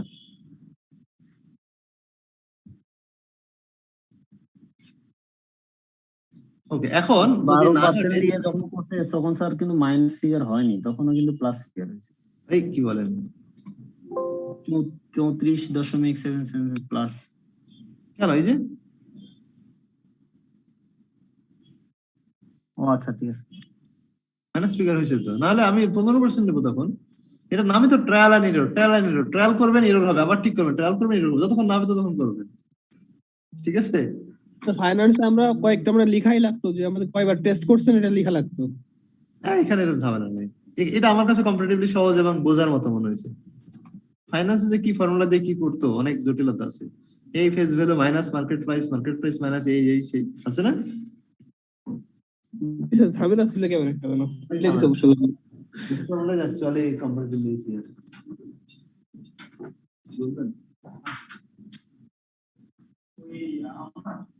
এটা তো কই রকম এই বাংলা সাথে ঘুম আছে দেখেন দেখবে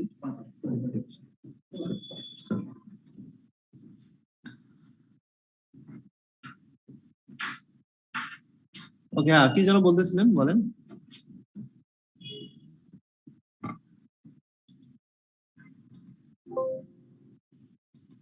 শুনতে পাচ্ছেন সবাই জি স্যার শোনা যায় সমস্যা নেই এখন শোনেন এখন আমাদের ক্লাসের টাইম শেষের দিকে আমি একটু বলে আমি যদি সময় পাই একটু অঙ্ক দেখাচ্ছি বাট বেসিক যেটা কথা সেটা হলো আমরা মোটামুটি একরকম পড়লাম খুব ভালো হয়তো বা হইলো না আপনাদের পারসেপশন কি আমি ঠিক জানি না বাট এটা আমরা কন্টিনিউ করব আমাদের ক্লাস ফরমালি শেষ হয়ে গেল তার মানে কিন্তু সব শেষ হয়ে গেল না আপনারা ইয়ার কোশ্চেন গুলো দেখেন দেখে আমাকে গ্রুপে জানাবেন হ্যাঁ অথবা বই থেকে যে কোনো কোশ্চেন কোনো চ্যাপ্টার নিয়ে যদি সমস্যা হয় আমি ওই চ্যাপ্টারটা নিয়ে আবার আপনাদের সাথে বসবো হ্যাঁ আজকে ক্লাসটা কি আপনার last class sir formally last class আজকেরটা হ্যাঁ স্যার একটা কথা জানার ছিল হ্যাঁ বলেন আমাদের তো নেক্সট এক্সামের মানে স্কেডিউল হচ্ছে জানুয়ারিতে রাইট তাহলে স্যার ইন দ্যাট কেস আমাদের হাতে তো খুবই কম টাইম থাকলো না যদি নিউ কোয়েশ্চেন প্যাটার্নে আমাদেরকে এক্সামে বসতে হয় নতুন করে একটা প্রিপারেশন নেওয়ার ব্যাপার তো থাকে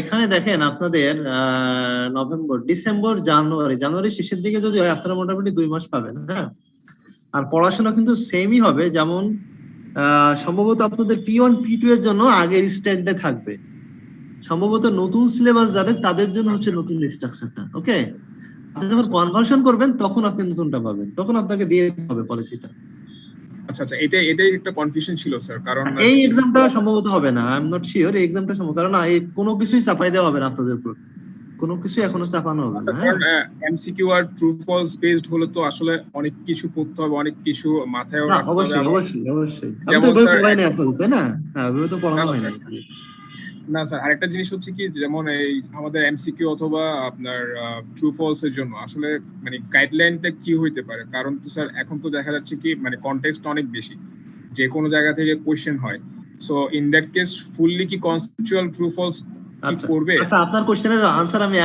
একটা কথাই দিয়ে দিই আপনি ভালো একটা পয়েন্ট বলছেন যেমন নতুন সিলেবাসে যারা ভর্তি হয়েছে এবার হ্যাঁ তাদের মক টেস্ট নেওয়া হচ্ছে মক টেস্ট হ্যাঁ ওকে যে আমরা এটা ডিসেম্বরে নিয়ে নেব যে আসলে পরীক্ষার কোশ্চেন কি হবে ঠিক সেই রকম একটা কোশ্চেন দিয়ে তাদের আমরা একটা এক্সামে বসাবো যে ট্রু ফলসটা কিভাবে আসবে কিভাবে আনসার করতে হবে তারপরে এমসিকিউটা কিভাবে আসবে কম্পিটিশন যেগুলো সেগুলো কিভাবে আসবে পুরো একটা মক টেস্ট কোশ্চেন তাদেরকে আমরা দিয়ে দেবো এবং সলিউশনও তাদের সাথে আমরা শেয়ার করব এবং তাদের ফিডব্যাকও দেবো যে তোমার আসলে ভুলটা কোথায় হয়েছে কেন আপনারটা হচ্ছে না ক্লিয়ার ইয়েস স্যার সো কোনো কিছু ইনশাআল্লাহ চাপাই দেওয়া হবে না স্যার এখানে তো যে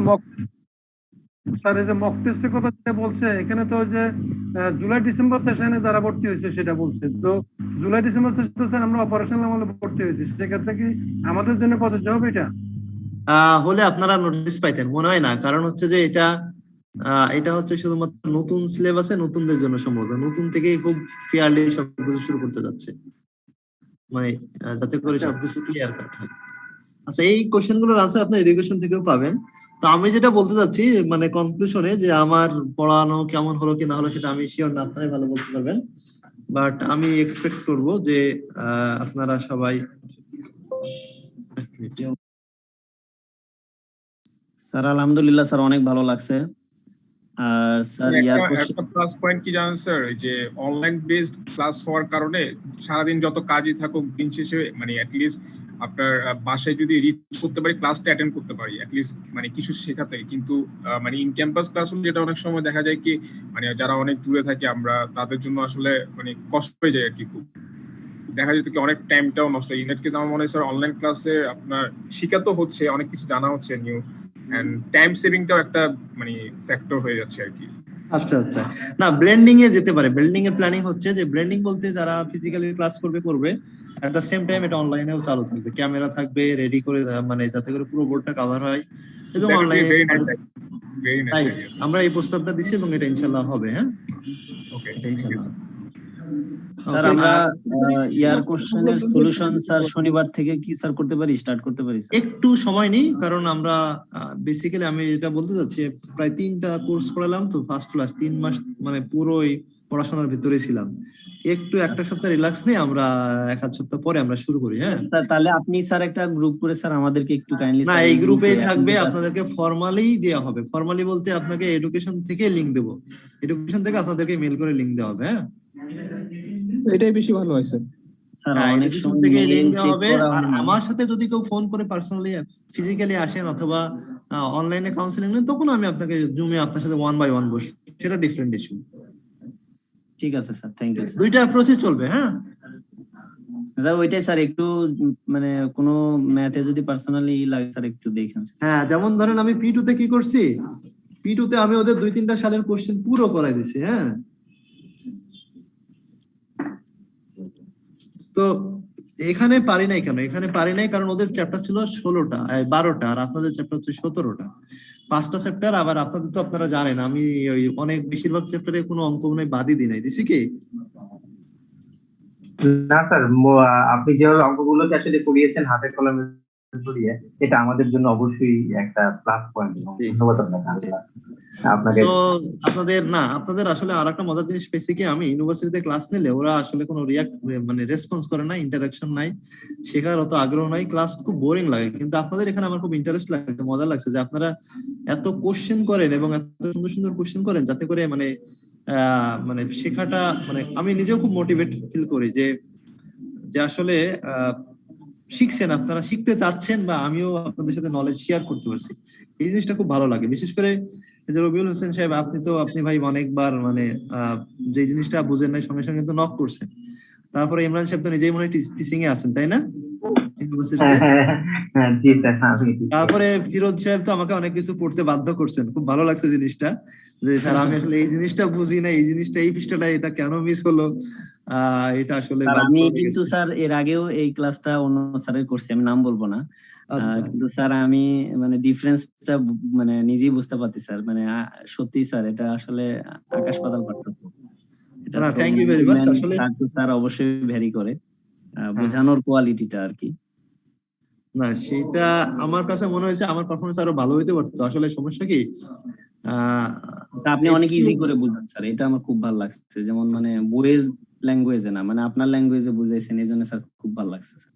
রাইট, আমি ফার্স্ট টাইম আমি এটাই চেষ্টা করি যে আমি যতটুকু জানি আমি আমার অডিয়েন্সের ইন থেকে চিন্তা করি যে আপনি কোন লেভেলে আছেন, সেখান থেকে আমার শুরু করা উচিত। নাহলে আমি যে লেভেল আছি এখান থেকে বললে তো আপনি বুঝবেন, এটাই স্বাভাবিক, তাই না? আপনার লেভেল থেকে আমি স্টার্ট করার চিন্তা করি। P1টা যদি আমি 2-3 বার পড়াইতাম আরো ভালো হয়তো পড়াইতে পারতাম। আমি ফার্স্ট টাইম পড়ালাম তো এই কারণে হয়তো বা আমি আমার লেভেল থেকে আমি ওই লেভেলে স্যাটিসফাইড না, যেভাবে আমি আমার জানা কোর্সগুলো পড়াই। তারপরে ওই জন্য আমি হয়তো বা আরো সালের কোশ্চেন করাইতে পারতাম, সিলেবাসটা একটু ছোট হলে। যাক, ইনশাল্লাহ আমি এটা বাদ দিচ্ছি না, আমরা ইনশাল্লাহ কন্টিনিউ করবো। আমি চাই আপনাদের সাথে একসাথে বসে লাঞ্চ ডিনার হবে ইনশাল্লাহ। মেম্বার হন সবাই, দোয়া রাখি সবাই যাতে মেম্বার হতে পারেন টুডে আর টুমোরো। একসাথে বিভিন্ন এজিএম বা বিভিন্ন প্রোগ্রাম গুলোতে বসে লাঞ্চ করবো, ডিনার করবো, এই প্রত্যাশা রাখি আপনাদের সাথে। ঠিক আছে? আপনার কাছে স্যার আরেকটা সাজেশন নিব স্যার পার্সোনালি স্যার, এটা অবশ্যই মানে অনেক বড় একটা মানে মাথার মধ্যে একটা কিউ হয়ে আছে আমাদের স্যার। অনেকেই দেখছি আমাদের আইসিএম এরই ফ্রেন্ডদের মধ্যে স্যার অনেকে এটার পাশাপাশি স্যার সিএসটাও করতেছে। তো একজন দেখছি আমরা একসাথে ভর্তি হয়েছি, অলরেডি আমরা 1000 করতে করতে ওখানে কোয়ালিফাই করে ফেলছে। না, ওটা সহজ, ওটা কম্পারেটিভলি সহজ। হ্যাঁ না স্যার, আমার এখন আপনার কাছে পরামর্শ নেওয়ার এটা স্যার, আমার প্রশ্নটা হচ্ছে স্যার একসাথে কি পাশাপাশি দুটো করে ভালো হবে, নাকি স্যার একটা ভালোভাবে ধরে কন্টিনিউ করে কোয়ালিফাই করে ওটা করা? আপনার টার্গেট কি, এটা ডিপেন্ড করবে। আপনি কি কোম্পানি সেক্টরে হতে চান? তাহলে এটা ঠিক আছে। আসলে ওরকম টার্গেট কিছু না, মানে অ্যাকাউন্টস ফাইন্যান্সে জব করতেছি, সো মানে না, কোম্পানির সেক্রেটারি হতে হলে আপনি ওইদিকে যেতে পারেন। আর যদি মনে করেন না আমি অ্যাকাউন্টস ফাইন্যান্সে থাকতে চাই, তাহলে স্যার আপনি আমি কস্টিং আমি এখন যে জবে আছি সেখানে কস্টিং এর কাজই করি। না, তাহলে আপনি এটাই ভালো করে ফোকাস করেন, এটা ভালো করে ফোকাস করেন। যদি এইখানে মনে হয় যে আমি পারবো না, ব্যর্থ, বারবার চেষ্টা করে, আমি মনে করি না ব্যর্থতার কিছু আছে, এটা ট্রাই করে গেলে একসময় ইনশাল্লাহ হয়ে যাবে। আর আপনি ওদিকে গেলে কি হবে, আপনার ওই যে অ্যাটেনশনটা ওদিকে চলে যাবে, আপনি শেষ পর্যন্ত এটা আর ভালোভাবে শেষ করতে পারবেন না। এটাতে না ফোকাস স্যার, না স্যার পাস করছি 3-4টা, সো একটা মানে কনফিডেন্স অবশ্যই কনফিডেন্স গ্রো করছে। রাইট রাইট, এটাই হওয়া উচিত। আবুল বাশা সাহেব, আপনাকে ধন্যবাদ। হ্যাঁ, আপনি অনেক সুন্দর সুন্দর কোশ্চেন করছেন আমাদের ক্লাসে। হ্যাঁ, এবং বেশ ইন্টারেস্টিং কোশ্চেন করেন। থ্যাংক ইউ আপনার পার্টিসিপেশনের জন্য। Thank you sir. আমি কিন্তু আপনাকে বিরক্ত করব স্যার, মাঝে মাঝে ফোন না, সবাই বিরক্ত করেন, আমি এটাই চাচ্ছি। আমরা আপনি ফিজিক্যালি বা অনলাইন যেভাবে কাউন্সিলিং চান, আমরা ফুল টাইম আছি 2টা থেকে রাত 10টা পর্যন্ত। আপনারা যে কোনো সময় নক দিবেন, হোয়াটসঅ্যাপে দিতে পারেন, ফোন করতে পারেন, মেসেঞ্জারে কল দিতে পারেন, আমরা বারবার জুমে বসতে পারি। বাট আপনারা ইয়ে করেন, বইটা দেখেন এবং সালের কোশ্চেন গুলো দেখেন, যেখানে যেখানে সমস্যা আপনারা গ্রুপে লেখেন অথবা একসাথে অ্যাকোমোডেশন করে আমাকে জানান। আমাকে একটা কপি পাঠালে খুবই মানে আমার জন্য উপকার হয়, আমার জন্য সহজ হবে বিষয়টা। এরপর আর কোনো এক্সট্রা ক্লাস নেবেন? এক্সট্রা ক্লাস ফর্মালি হবে না, আপনারা যদি বলেন আর যে এতগুলো অপশন দিল, তারপরে আবার এক্সট্রা কি দরকার আছে? এক্সট্রা ক্লাস আকারে চলতে থাকবে এটা। মনে করেন আপনাদের প্রবলেম বের হলো, আমি সালের কোশ্চেন একটা ধরলাম, যে আপনারা সবাই বললেন যে জুন 2021 আমাদের প্রবলেম, তাহলে ওটা নিয়ে সেশন নিলাম, ওটা নিয়ে একটা ক্লাস নিলাম। ঠিক বড় আছে, কথা স্যার, আগে আমাদের পুরা ম্যাথ বইটা আমাদের আসলে আগে করা উচিত, পড়া উচিত। আমরা নিজে জানি না আমাদের প্রবলেম কোথায়। রাইট রাইট রাইট, এটা একটা ভালো কথা বলছেন। এটাকে যদি আপনি মৌসুমী একটা যদি এটাকে এক্সট্রা ক্লাস বলতেছেন, তাহলে এক্সট্রা ক্লাস বলতে পারেন, এক্সট্রা ক্লাসের মতোই হবে, বাট এক্সট্রা ক্লাস নামে না, কাউন্সেলিং নামে হবে। হ্যাঁ, ঠিক আছে, আপনি খুবই আন্তরিক স্যার, জাযাকাল্লাহ খায়রান। ঠিক আছে স্যার, ভালো থাকবেন, আসসালামু আলাইকুম। আচ্ছা, জি সবাই ভালো থাকবেন, থ্যাংক ইউ। আপনার জন্য অনেক অনেক শুভকামনা, ইনশাআল্লাহ দেখা হবে স্যার। আসসালামু আলাইকুম। আপনাদের জন্য জি, আসসালামু আলাইকুম স্যার। জি, ভালো থাকবেন সবাই।